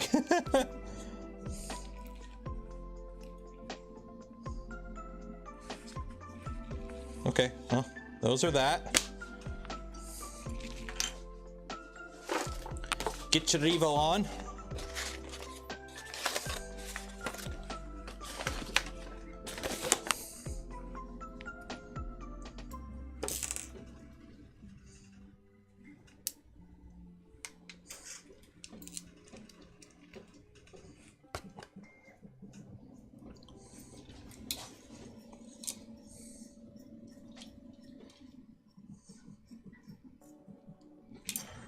Okay, so I've got this fan saver or something. I've never used it. Apparently it's a thing.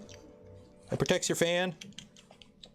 So I'm going to use it because, I don't know, why not? Yeah. A bunch of M3/8s.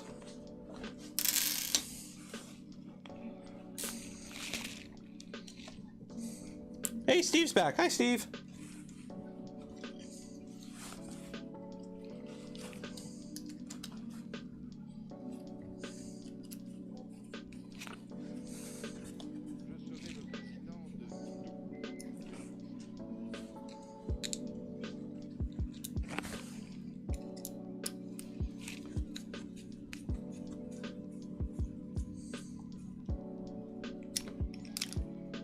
Yeah, apparently this is like to help your fans from melting or dying from the heat. It's like an optional part. I figure why not? Give it a try.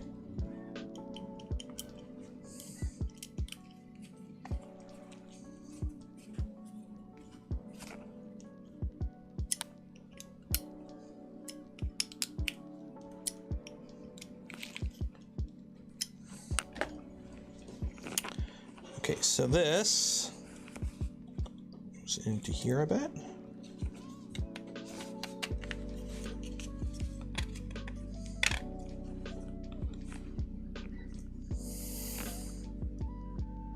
Oh, somebody's not gonna like it. It adds weight. Oh wait, I can't put that in yet. I can't put that in yet. I gotta slide this out. Shoot. I gotta put my LGX on top first.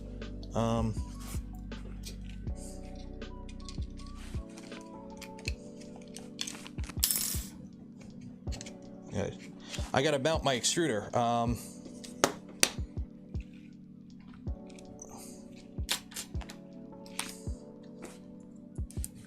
These the same length though, should be. No, that's not the same.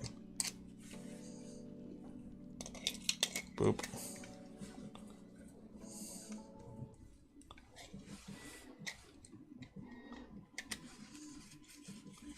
Okay, M3/8s are too short, so I need M310s. And M312s. Hey, I don't have M310s and M312s. Sheep.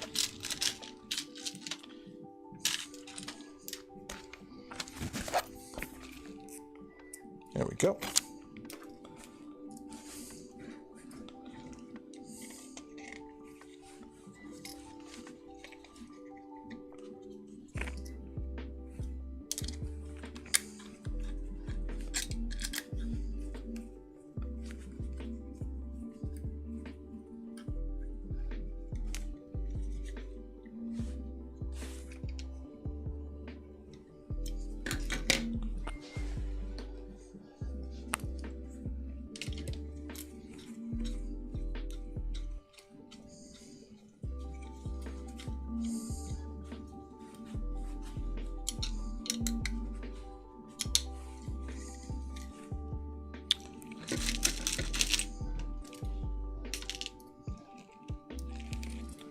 just, is that supposed to be like that? I guess, yeah, I guess that just goes like that. Okay.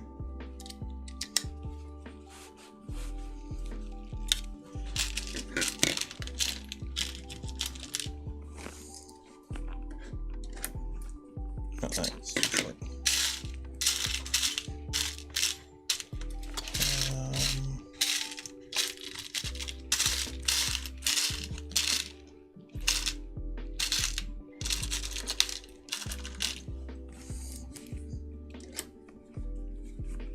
Nope.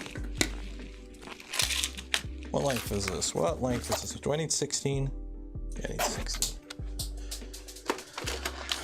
Of course I don't have 16. Yeah, I'm running really low on screws. Holy shit.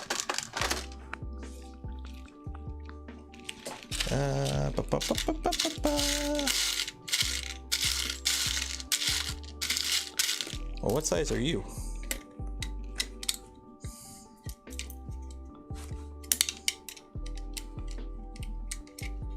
Also, I got a feeling I'm gonna have to swap this out anyways, because those probably are. Okay, how come you work and you don't work?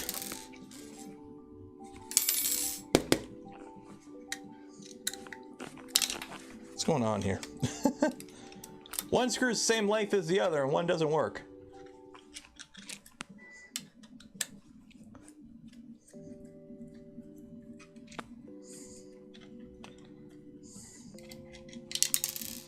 Because these are all the same length. Let's see what's going on here. So for this to mount, that goes like that. Okay, so I'm gonna have to use button heads. So I gotta use at least 2 button heads for this.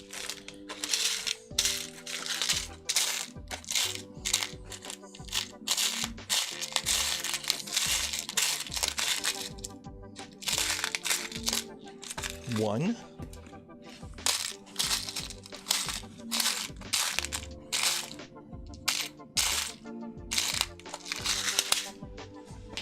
The LDO kit. Why didn't I think of that? The LDO kit should have what we need because it's an upgrade kit. Nope.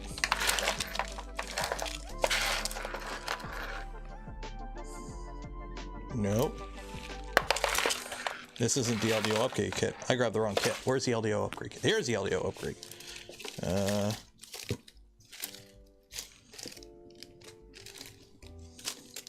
M10. Okay, so 16s. I got the 16s that I need.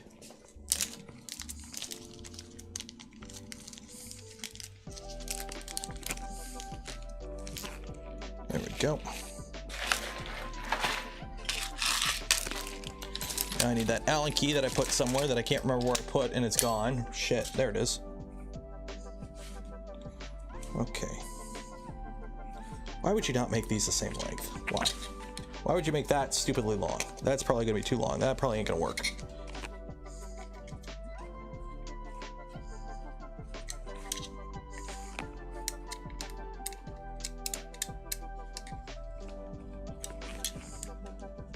Yeah, that ain't gonna work. Why would you make these that long?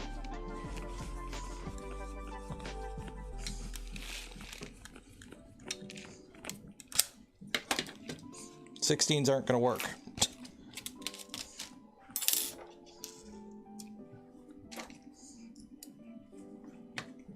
I need like 14s. Why is it 14s? Why would you make it 14s?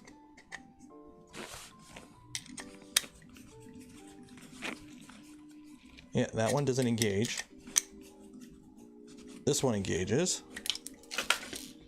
So I need like, it's like the set screw isn't gonna work. Well, okay, whatever. I'll just be 1 screw short. I'm sure it will live with 1 screw short.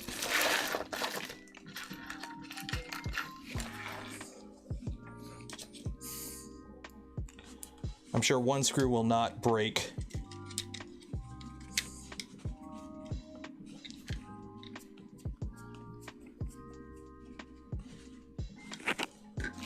The bank.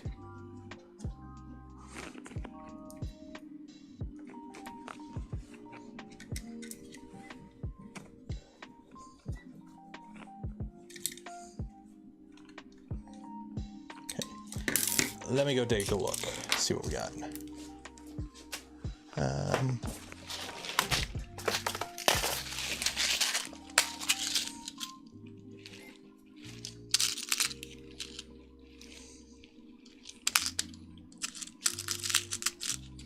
could do that.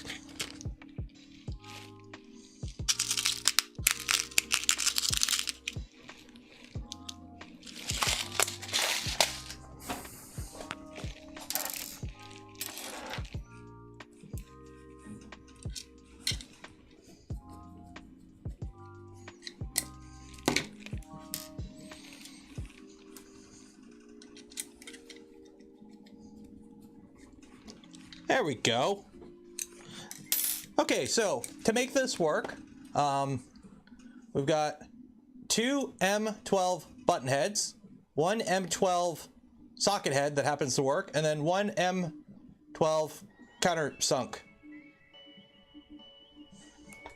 Don't question it, it works.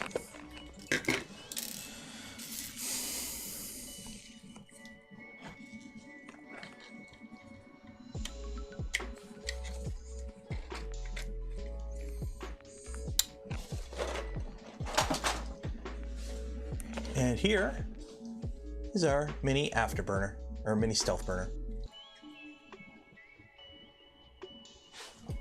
Or M312, sorry.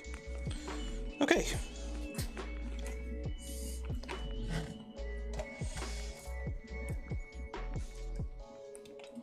That is gonna be fun to jam that in there.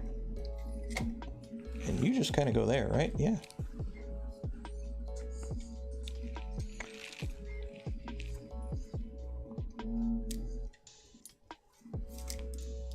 I don't know which orientation these wires are.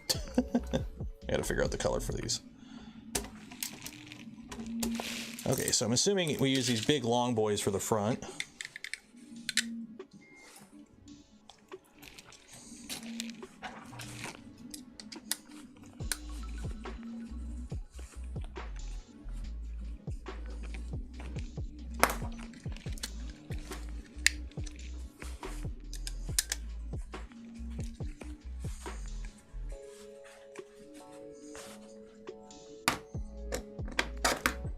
Ow.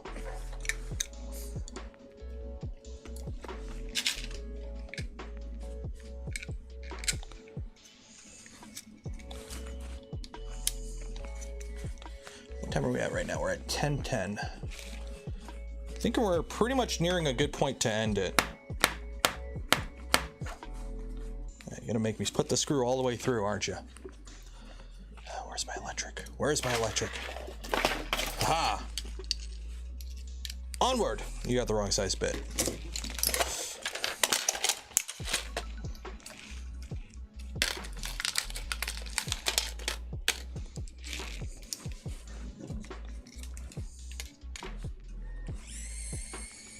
Yeah.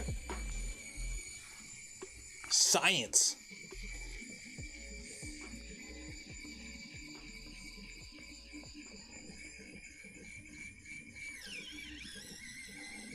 There we go.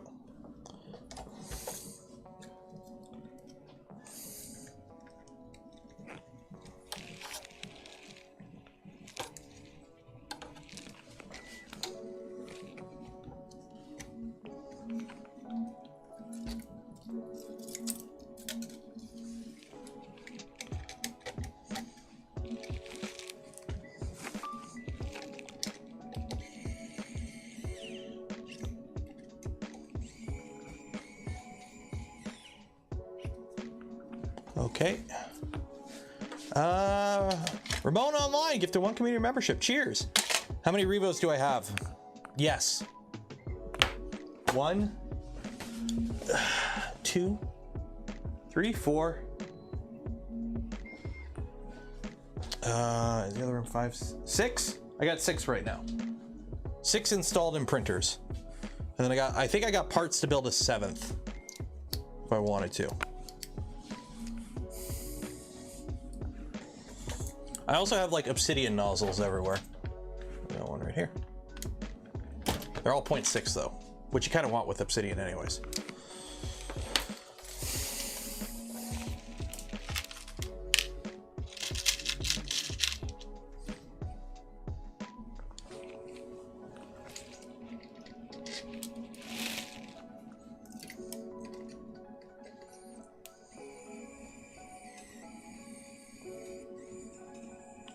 Okay, that's too short.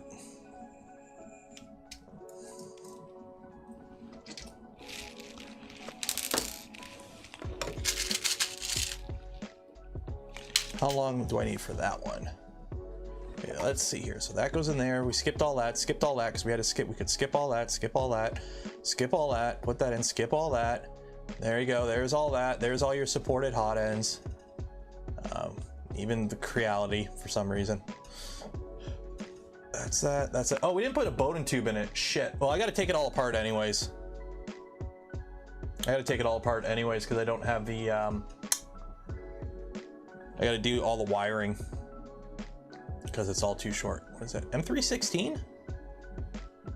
Oh, but I'm running longer because I have that the non-standard one. Because I've got the. Let's try this one.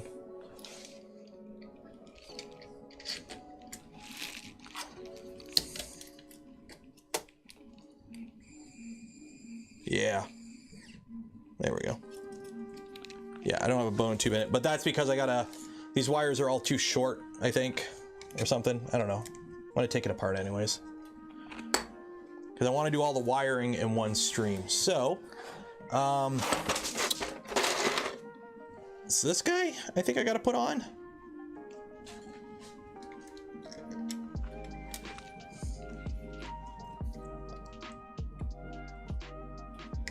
Yeah, so I got to take it all apart anyways, because I got to put. Yeah, so I got to put some. How does this work?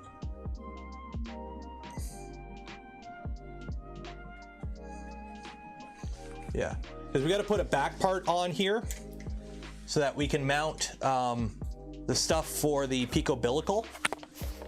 So we got to put some heat sets in here. So this all has to come apart anyways. So let's put those heat sets on. So I'm thinking this might be like a good spot to halt it. Wire upgrade for high flow nozzles. Anyone else? I have not. Is get this prepped. So this way, what I'll do, we'll get the Picobilical on, because then I could wire up the tool head without the tool head actually being on the printer. That'll be nice. That would actually be really nice. Save a bunch of time.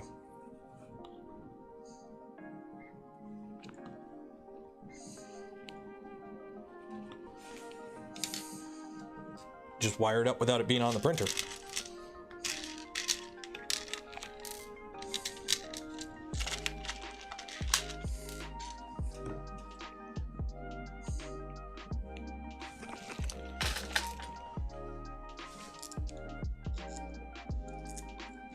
Extrusion table was a bad idea for the CNC. Yeah, what you want, Steve, do you have a welder? Just get box frame, tube, weld up a table and fill it with sand. Be solid.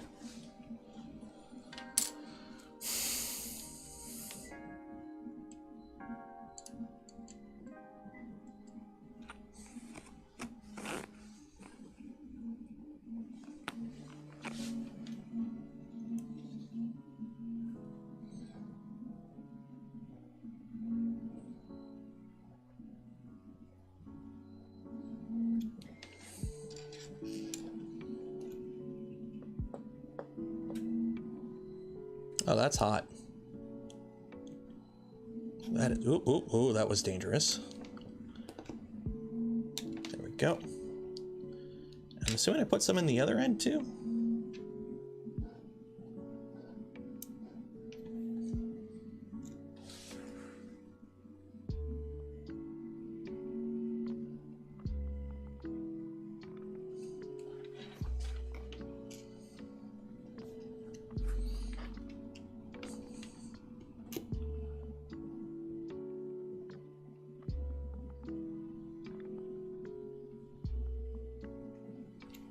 Okay.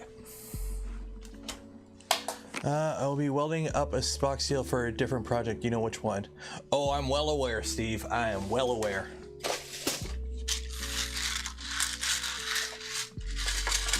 The Voron shower shall live.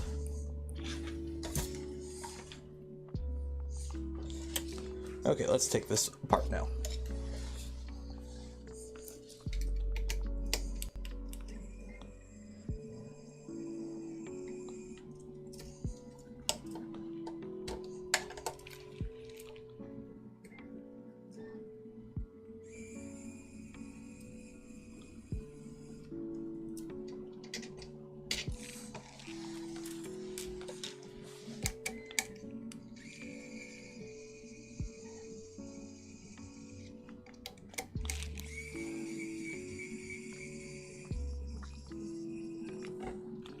There we go.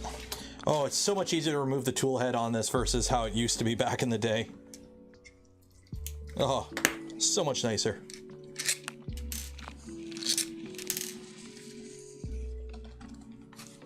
Oh, there's the hot end out. Okay, so now I gotta take this out.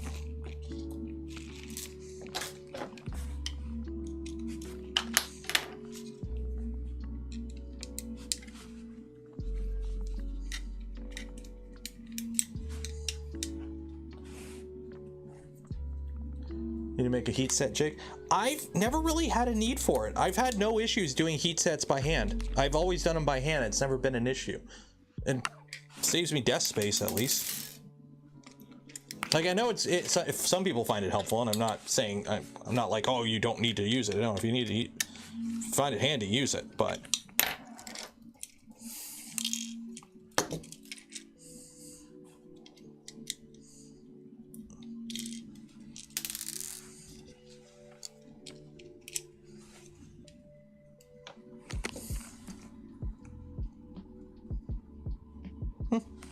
Okay, so I've got to remove these two screws and find something longer. How goes it? It goes. We are getting it ready right now for Picobilical. So there's a tool head board that goes on the back of this, so I got to put this in here. This snaps on over that, like that, roughly. So I need longer screws. Those won't even be long enough. How long of a screw do I need for this? What are these? I need 40 mils. Okay, let me go digging for 40 mils. Good thing I have some. Maybe we'll go with silver. Why not?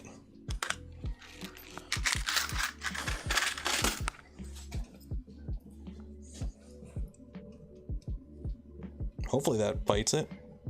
That should.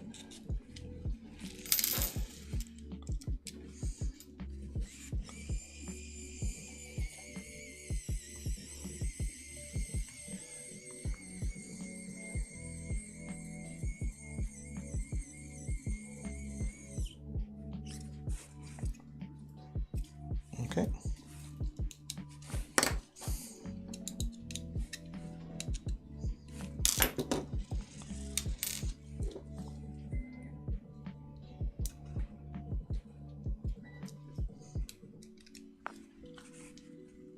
My V0 stepper has integrated lead screw. What kind of NEMA 14 do I need for belted Z? You don't need a NEMA 14 for belted Z. You use a NEMA 17 pancake. And here's the thing: if you're having no issues with your integrated lead screw, stick with your integrated lead screw.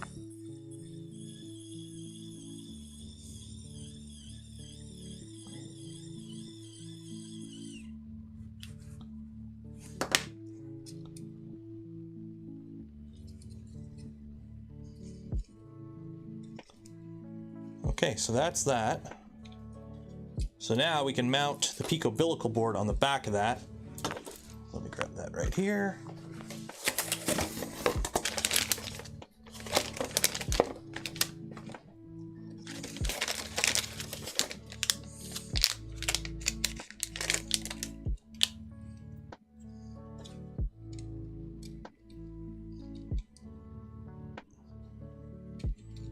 I need spacers. That doesn't space, I need spacers.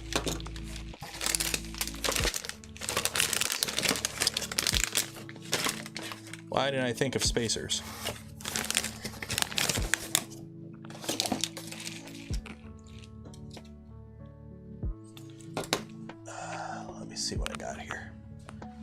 I do have little M3 standoffs somewhere. I don't know where though. Are you standoffs? No, you're big standoffs, so shh. I do have spacers though. Well, what I can make spacers out of.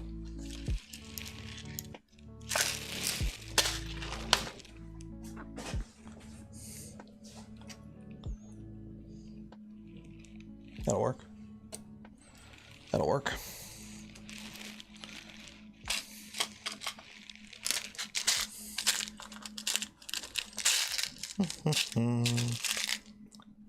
Create.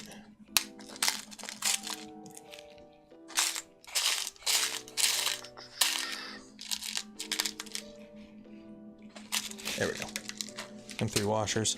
I don't want to use a stack of M3 washers. I got nylon spacers here. I'll just use, or nylon nuts. I'll just use. You'll see.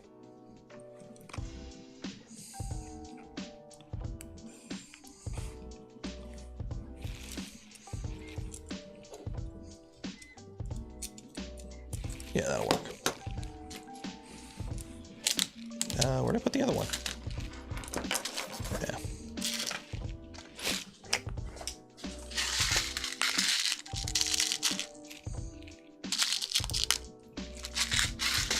There we go.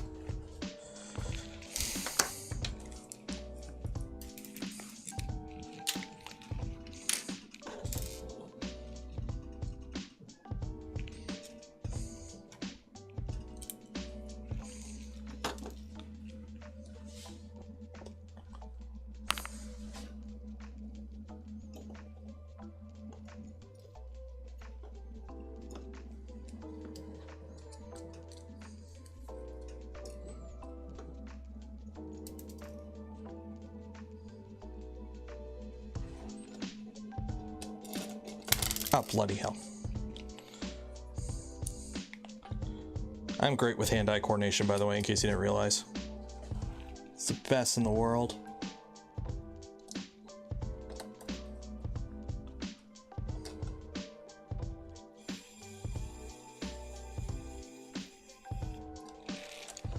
The best.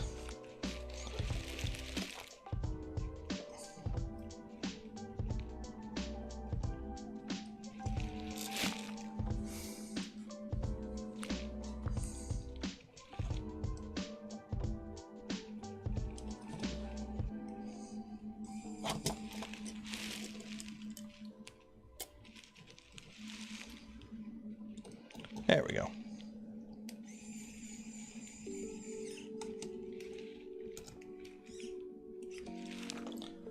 There we go. Those screws aren't long enough. Shit. I'm not biting into the plastic, or I'm not biting into the nut.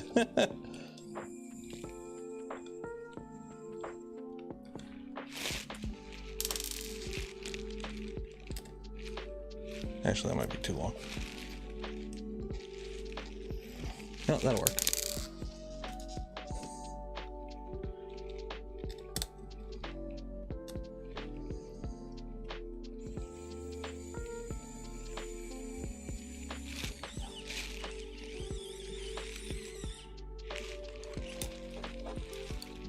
There we go.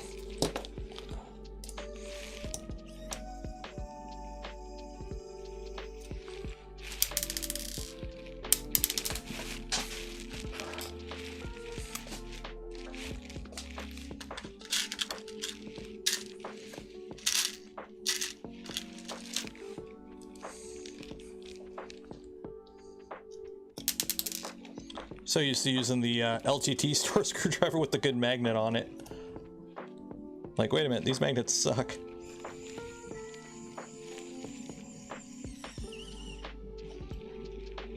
There we go. Okay.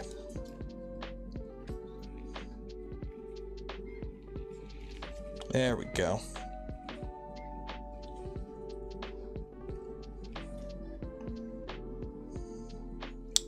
So that is that. So this can go back on here.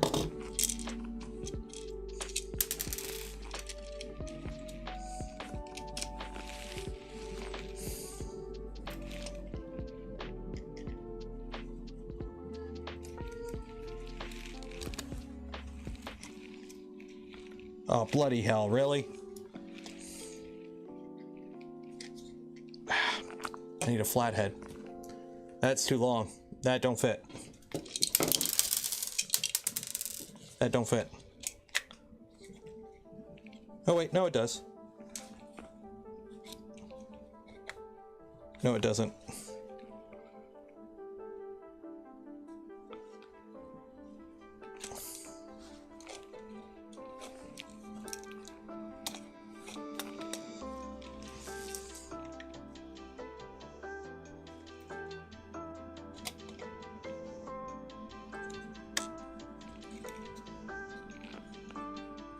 Yeah, maybe it's okay. I think it's okay.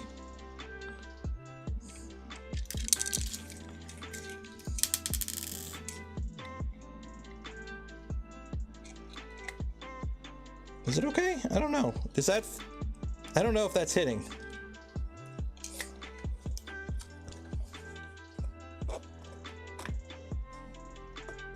Oh, we're good. We're good. We're good. We're good.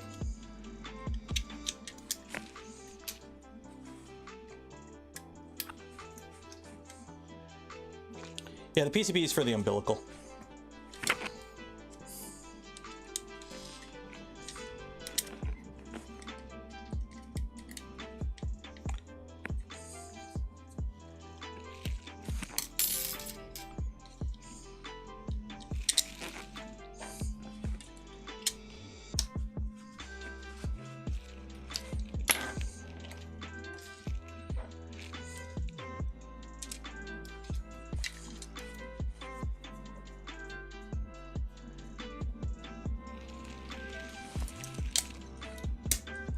Oh, it's this one.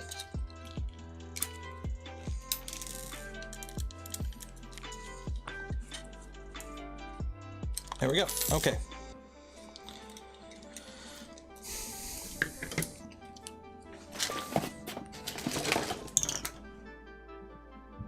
That's not what I need. Oh, the Dankies, 5 gifted community membership. Thank you. Appreciate it. Is this... No, that's not the right ID. I need Bowden tube. I need good Bowden tube. Good Bowden tube. Are you good Bowden tube? You're not good Bowden tube. Ah, are you good Bowden tube? No, you're not good Bowden tube. Where is good Bowden tube? I need some good... This is like the 3mm ID stuff that we use for feeding. Ah, here we go. Are you good Bowden tube? No, you're not good Bowden tube. Am I out of Bowden tube? I can't be out of Bowden tube. I can't be. No. No. No. No. Really? Shit, I might be out of Bowden tube. I had a little piece that I kept using for this stuff, and I don't know where I put it. This is like the too fat stuff.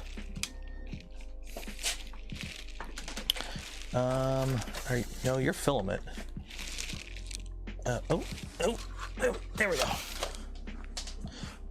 Good enough.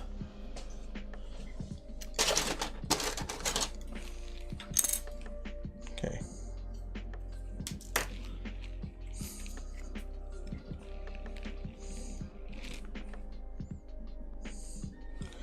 Okay, where's my knife?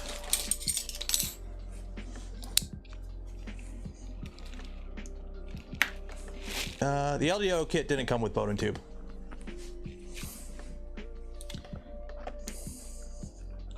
So, that goes on here. And this doesn't fit because I don't have that. But for cutting your Bowden tube, you can use that to cut it flush, but it doesn't fit through the stupid hole in the jig because tolerances ain't there. So I'm just gonna eyeball it using this to just kind of cut it flush.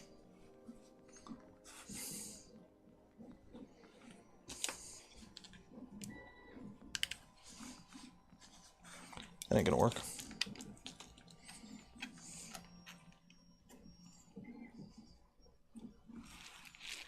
And that isn't even gonna work with this because I'm using a non-standard thing here.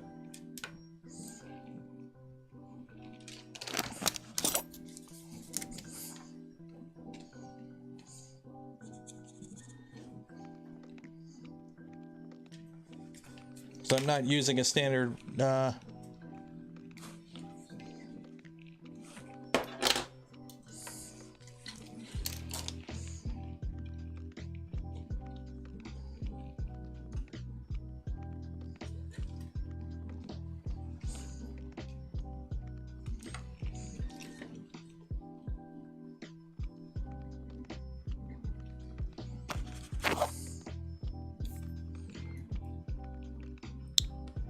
$16 mil.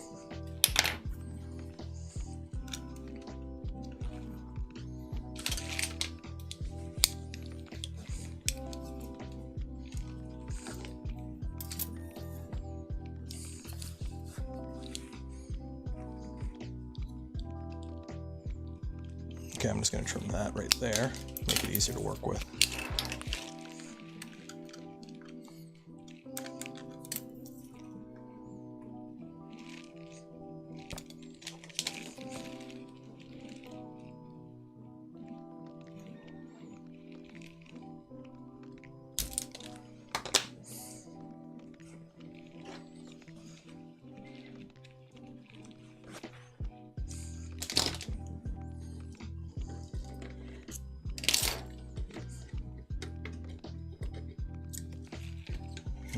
Don't break the wire on the fan.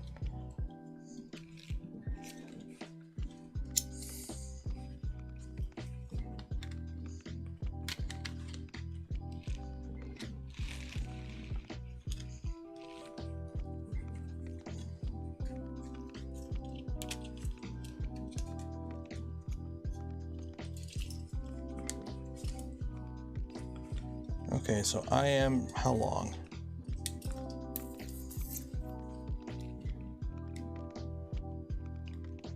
$2 mil.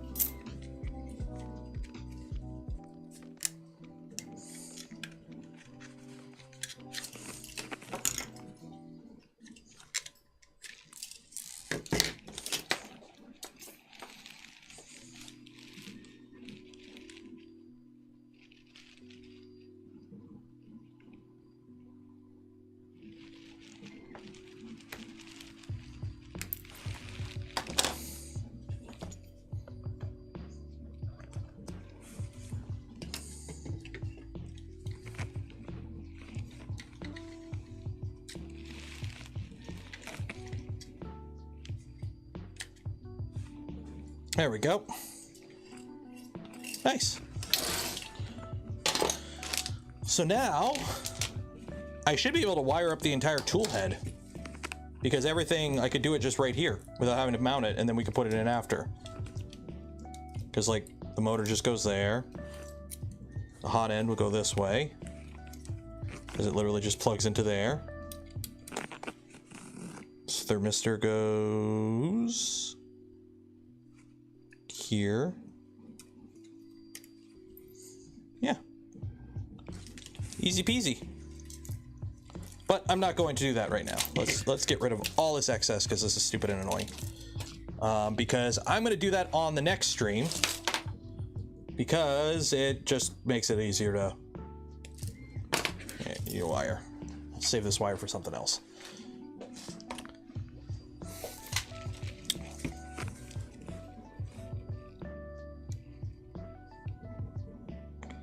So X stop, we don't have an X stop. So PC, part cooling fan, hot end fan, part cooling fan. So there's two part cooling fans.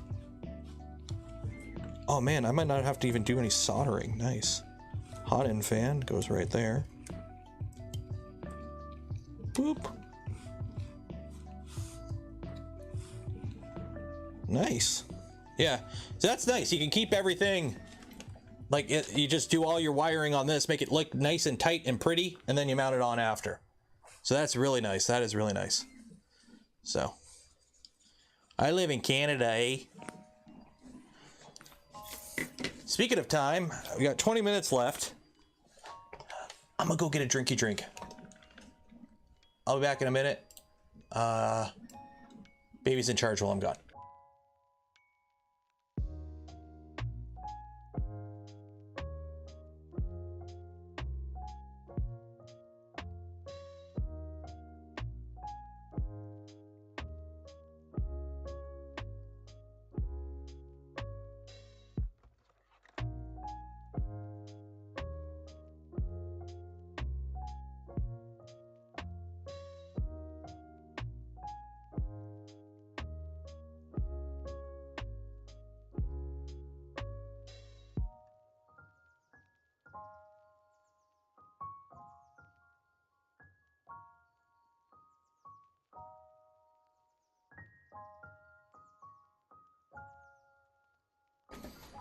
There we go.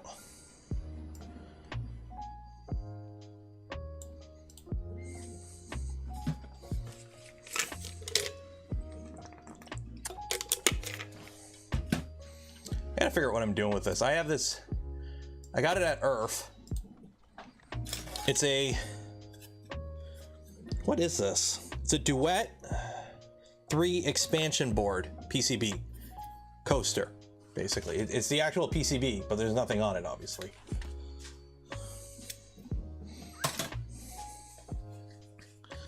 I started a lathe with a chuck key in it. Peter! If I was still at my shop, I would write you up for that. That is a big no-no. Do not start the lathe with the chuck key in it. So today, we're having a Alexander Keith's Indian Pale Ale. Burr. What's that for? What's what for? A chuck key? You're wondering what a chuck key is?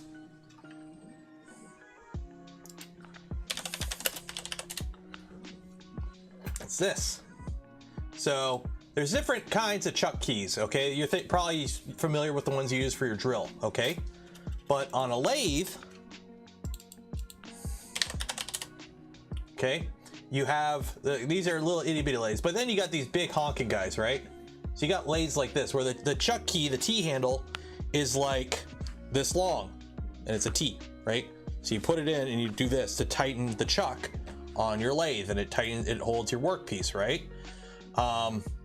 What happens is if you forget your chuck key in the thing that goes spinny, and you push the thing on, and it suddenly jumps to 3,000 ripums, that chuck key is going on an adventure, and you better hope it's not into somebody's face.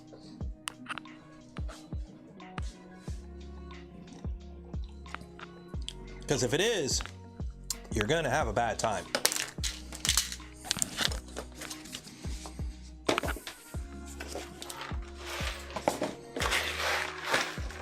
A very bad time.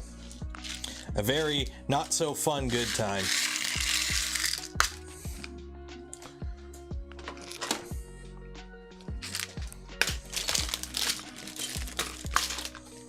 Very happy no fun time. Plenty of no time.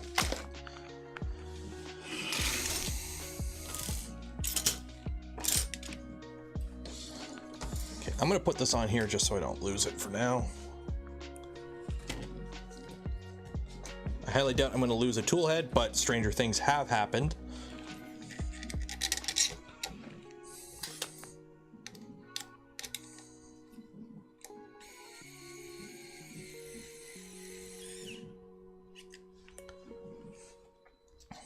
Spring-loaded chuck keys for the win.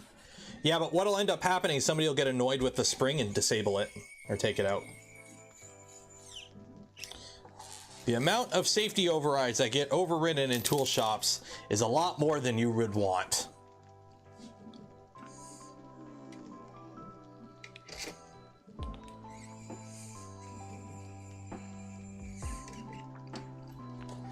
There we go.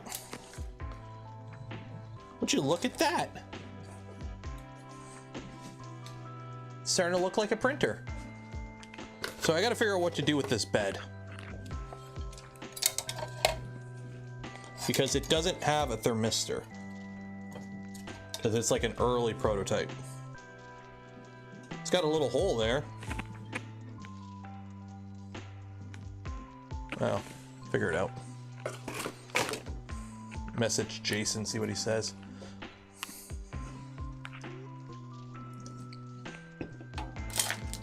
New Canadian law for creators. Are you talking about Bill C-11? That's been a thing that we've been aware of for a while.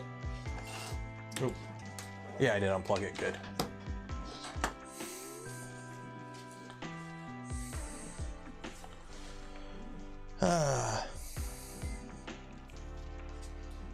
The top hats won't. I got whatever the V2 ones are. If I can't put the top hat on, I won't put the top hat on. Like, I'll be honest, I probably don't need another enclosed printer. We'll see. If I gotta run it without the top hat, I will, or I'll just space it. Uses M3 threaded 104 GT. Okay, let me take a look on the Amazons here and see if I have one. Amazon. So while I'm doing that, if you haven't had a chance to enter to win some Polymaker filament, link in the description. 104 GT. I know I can get them on AliExpress because I have one before.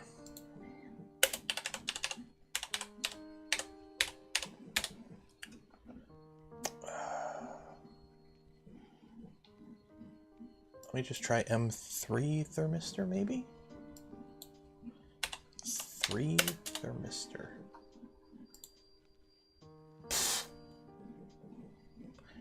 Oh my God, Amazon. What are you drinking?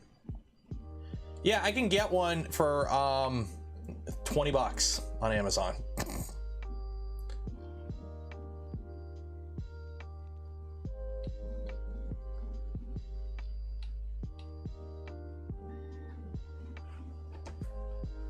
What the hell is going on here? Oh, it's these stupid number. Yeah, they flood it. I hate this. Is the problem with Amazon Canada. A lot of the shit on Amazon Canada is like just AliExpress stuff by AliExpress vendors that they just like flood the market with, and it's you don't get it any faster. It's shipping from overseas. It didn't come with one. I don't believe it did. The one he sent me is like a prototype one. Like it just showed up with a bunch of other stuff, and it doesn't have a thermistor. Like I can go I'll go digging in the other room in the box that I had it in, but I don't think it did. So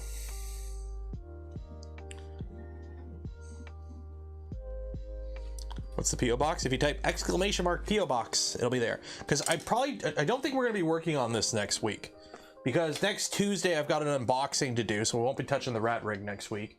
And then I think the board for the Delta will come in, so I think we'll jump back to the Delta for a bit. So have one somewhere. I'll go digging in the other room later, tomorrow or something, see if I can find it. But like all I have is the box, and it's just I got a magnet.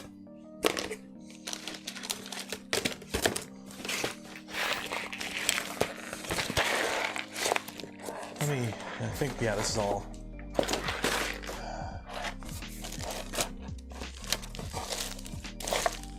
That's all stuff for the, yeah.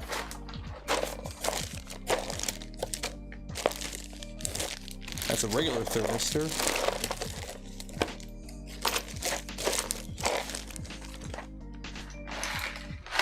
Yeah, I don't know, I'll figure it out.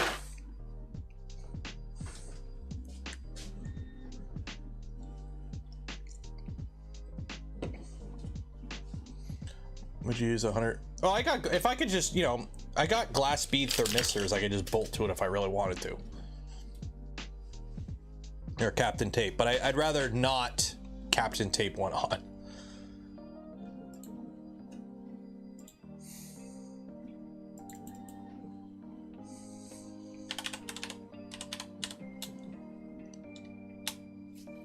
Yeah, I can't. Yeah, I'll go digging. I'll look for it later. I'll see what's around.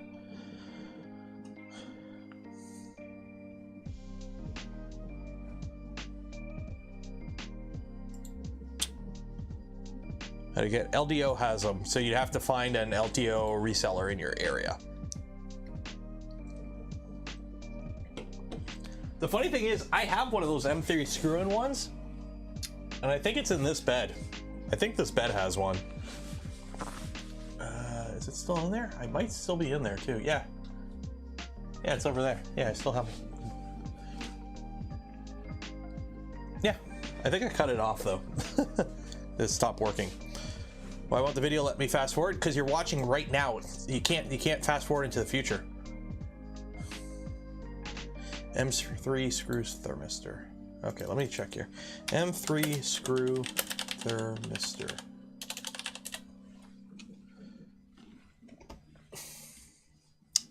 Yeah. Yeah. And they're all like, yeah, these are all just overseas listings. Because look at the ship dates for all of them. None of them are in stock. So. What board did I order? A Mellow Fly Rep firmware board.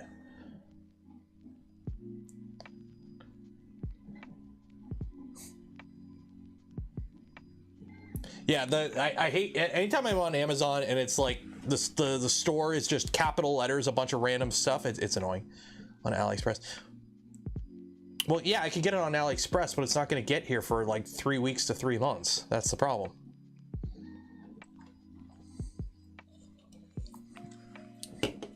Like, worst comes to worst, I have spare. I can borrow a bed off another V1. Do a VZ bot. I'll say it before, I'll say it again. If a kit shows up, I'll build one.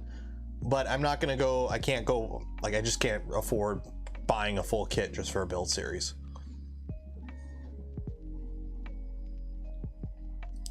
My tech review. The problem is I am not in America, so I can't do that.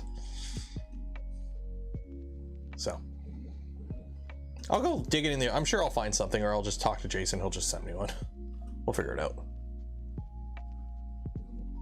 Yeah, I'm not in America, so it's 3 weeks to 3 months for AliExpress most of the time. Like, I ordered the board that should be here this week 3 weeks ago, or whenever after that stream was. How's the drone life going? It's been good, but the weather's been crap, so I haven't flown in like a month. Because it's been either, like, now it's starting to warm up, but it's windy as shit, and all my quads are little quads. But otherwise, it's been fun. Yeah, Crimper recommended PA09. But I'm hoping once the weather like gets kind of stable out, I've got my rebuilt long range here. I've got some. Where are they at? These guys.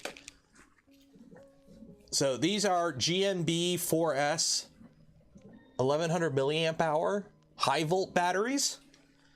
And I've got this now. It's got a Naked Vista and it's sub 250 with these batteries. So I should be able to fly out about 5 kilometers and back at sub 250 with this setup. And obviously it doesn't have a camera on it, but it's got the DJI camera, so that 120 FPS 1080p goodness, or 720p goodness. So, but yeah, I had to go with the Naked Vista though. And then I do have a spare Vista that I'm saving for. I might do a 5-inch build in the spring or the summer, but I gotta make sure my license is still up to date before I do that.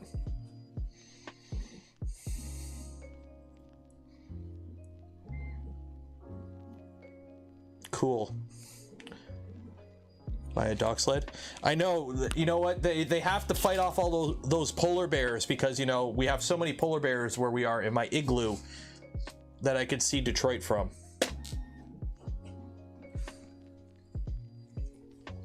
I want to get into FPV. Joshua Bardwell.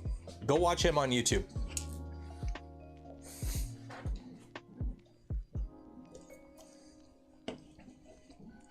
If this is live, how come I can rewind? Because you can always look back on the past, but you don't know what's coming. What's your current RX link? ELRS. I fly Express LRS with all my quads. My controller is a Taranis X Lite that I have a Happy model. Where is it? So my controller is an Taranis X Lite, which is free sky, but I don't fly. Oh no, those are my goggles. Yeah. but I have a Happy Model 1 watt Express LRS module that I use. So that antenna, boop, boop, ba-doo. Put that on. So yeah, so this is my controller that I use for flying. And then for the goggles, somebody hooked me up with a used pair of DJI V1 goggles. So I've got those in pirate mode because I've got the BDI Digidapter on it. So when I'm flying analog, I can fly my analog with it. But I've got, these are the goggles when I'm flying DJI. So I only got one patch. That's the only downside. So I got one patch with stubbies on the rest. And then when I fly analog, I got a Foxy or Wildfire. If I can never get that one on.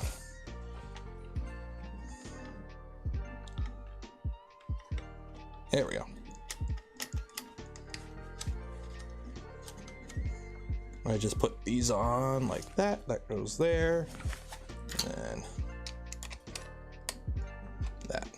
So when I'm flying analog, I've got that. There is a little bit more delay. It adds like 1 frame of delay when I'm flying analog through the DJI system. But compared to my EV800Ds that I was using before, the picture is much better. The DVR is much better. And I am nowhere near good enough a pilot where 16 milliseconds of latency will affect me. So, well, these are the V1s. These are the V1s. So these goggles are way out. Well, they're not outdated now, but they're not compatible with the 03 Air unit of DJI. So like DJI's newest Air units it's not compatible with, but it is compatible with the Vista units. So I can't. They're 720p, whereas the new ones are 1080p.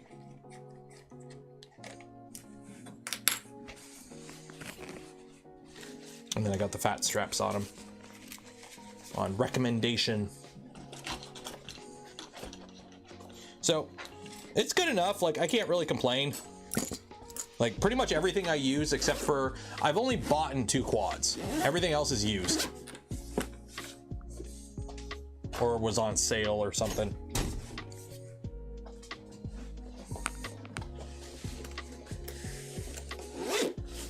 You can buy the V1, in the US, the V1 DJI goggles, you can find them for like $250, $300, even less now because they're now officially like out of date because they're not supported by the new DJI system.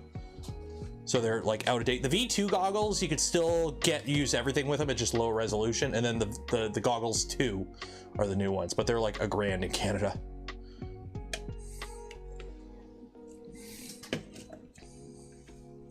$16 millisecond delay is the reason I crashed. Yeah. 1 second here.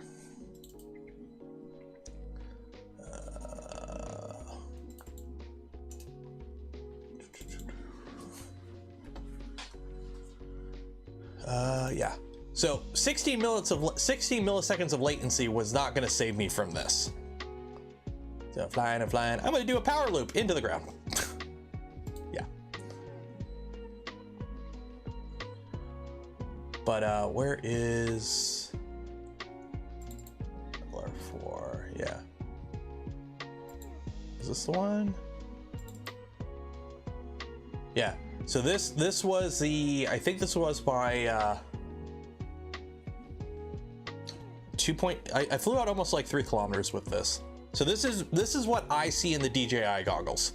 Okay. And this was with the bad camera. I have a better camera in it now.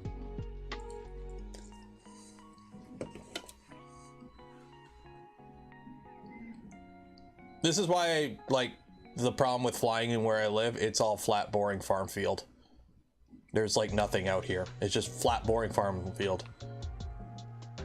And this is fast forward, by the way. This is how fast it was normally.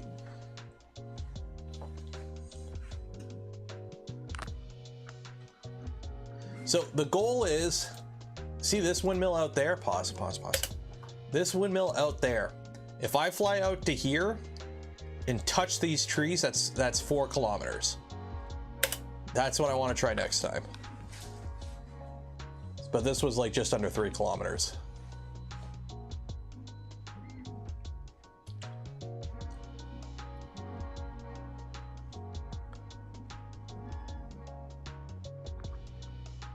I was near up 100 meters off the ground. So if you were hitting this, like, this ain't that big. It's this. If you're hitting this at 100 meters while it's flying at like 40 kilometers an hour, okay.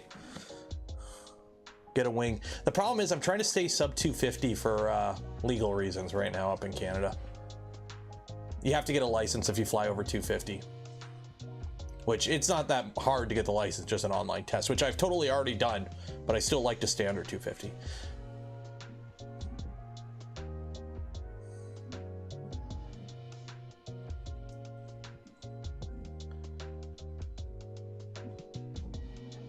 I do have to PID tune this. Like you can see there's some flutter there when I'm coming down.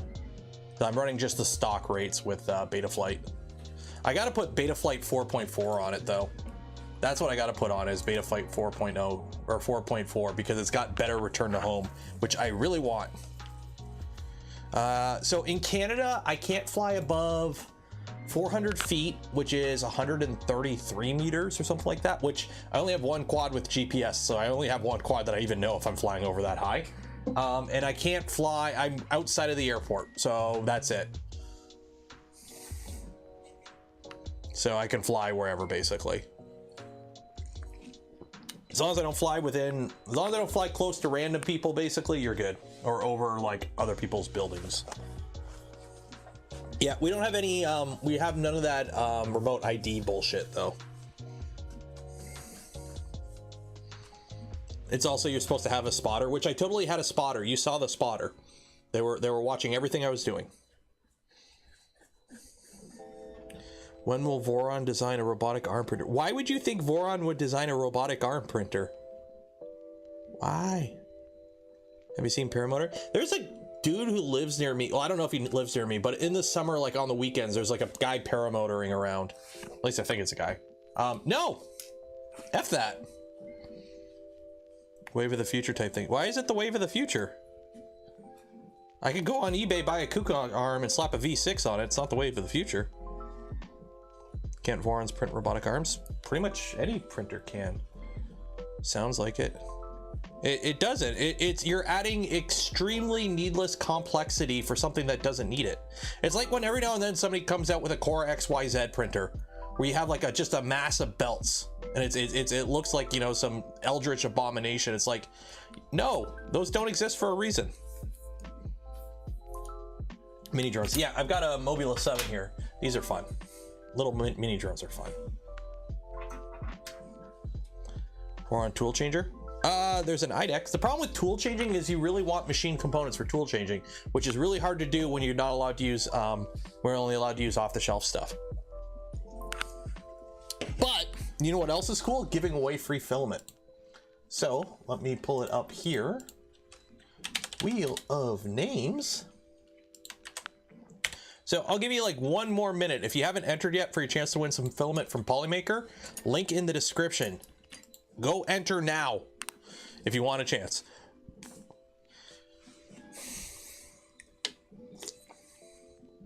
For FPV, YouTube, Joshua Bardwell, dude's a knowledge base of stuff. There's a few good FPV people, but it really depends. Like, if you're new to FPV, Bot Grinder probably isn't the person to start watching, although its content's fun. But you're looking at like, well, Joshua Bardwell's like the only other YouTuber I watch for FPV stuff for like newbies that I can think of.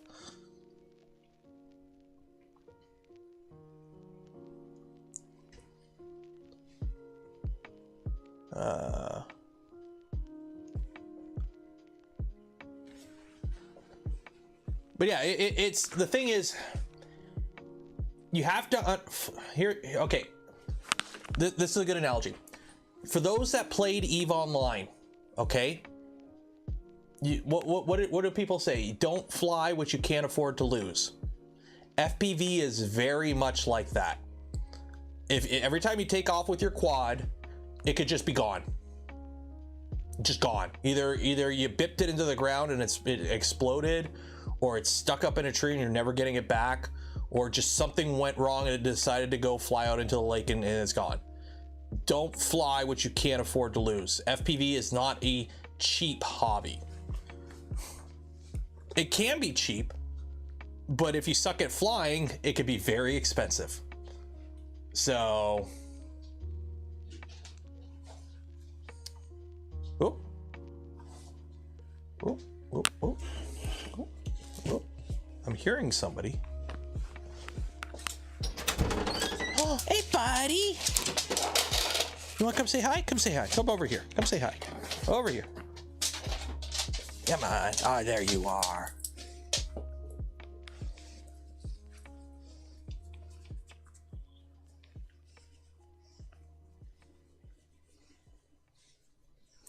They're like failed first layers. Oh, you're a good boy. Oh, you're a good boy.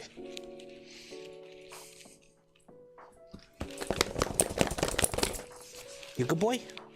Are you a good boy? Yes, you are. Oh.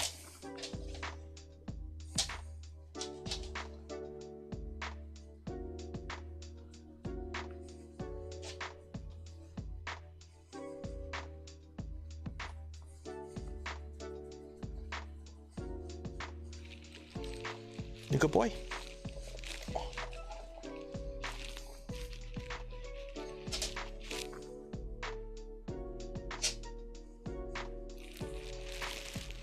Did Mama go to bed? Yep, Mama went to bed. That's why Mama locked him out and went to bed, and he's all like, I want attention. Come give me attention.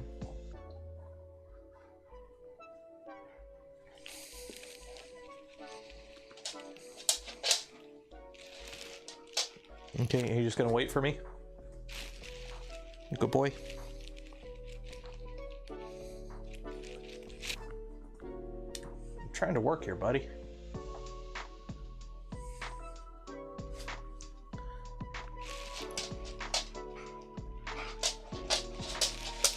You gonna wait?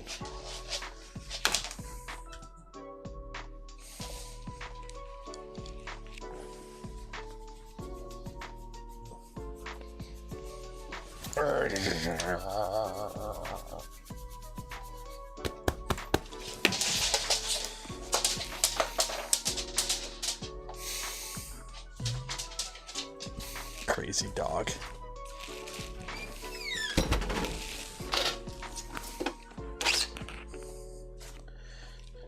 Knocked over my blaster.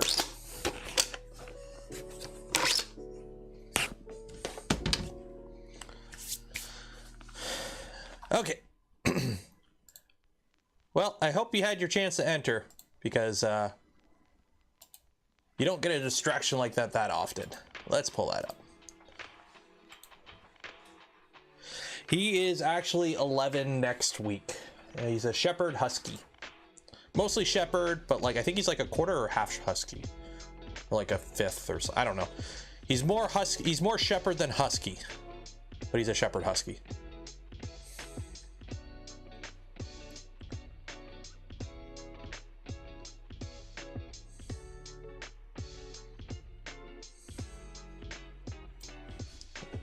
Copy. He's a good boy. Getting old, but he's a good boy. Okay. I need some numbers. Somebody just okay, give me a number between 1 and 11. 1 and 11. I need a number between 1 and 11. 10. 10 works. 1, 2, 3, 4, 5, 6, 7, 8, 9, 10. Round and round she goes. Where she stops, some computer algorithm probably knows. The winner will get an email from me after the stream ends on how to get your filament. Yazamunk. Yazamunk? Yazamunk. Lazamunk? Yazamunk? I'm assuming that's an L. Lazy Monk? Okay, there we go. Okay, got your information. So you'll get an email after the stream ends there. Ooh, I'm tired. Okay, we're gonna call it there. So maybe next week, if not the week after, we'll continue on with this, with the wiring. I like to try and like break stuff up and like work stuff in sequence, or keep stuff like grouped together. So I didn't want to start wiring and then stop and then start again. So we'll continue on with the next part of the build. So we probably have wiring is probably going to be a whole stream because you got to mount everything and wire it up. I'll probably have to make a bunch of new wires. So we got wiring and then config and then print. So probably 2 to 3, probably 3 more streams on that. Yeah. So don't forget, next week, busy week, Tuesday we have an unboxing stream. It happens to be an SVO6 Plus. You'll probably see a bunch of videos about that printer next week because that's when like the embargo lifts. So we're unboxing that Tuesday. I'm probably going to do it Wednesday. If you are a member of the channel or a Patreon supporter, I didn't end up doing it this week because editing the video had all those issues. But next week, probably Wednesday, if not Thursday, will be the members only stream. So if you're a member of the channel or Patreon supporter, look out for that in the Discord. I'll post the links for that. And then Friday is the community challenge stream. So make sure you join the Discord and enter for your chance to win some filament and some Only Benchies merch from the community challenge stream. We'll be going through that on Friday.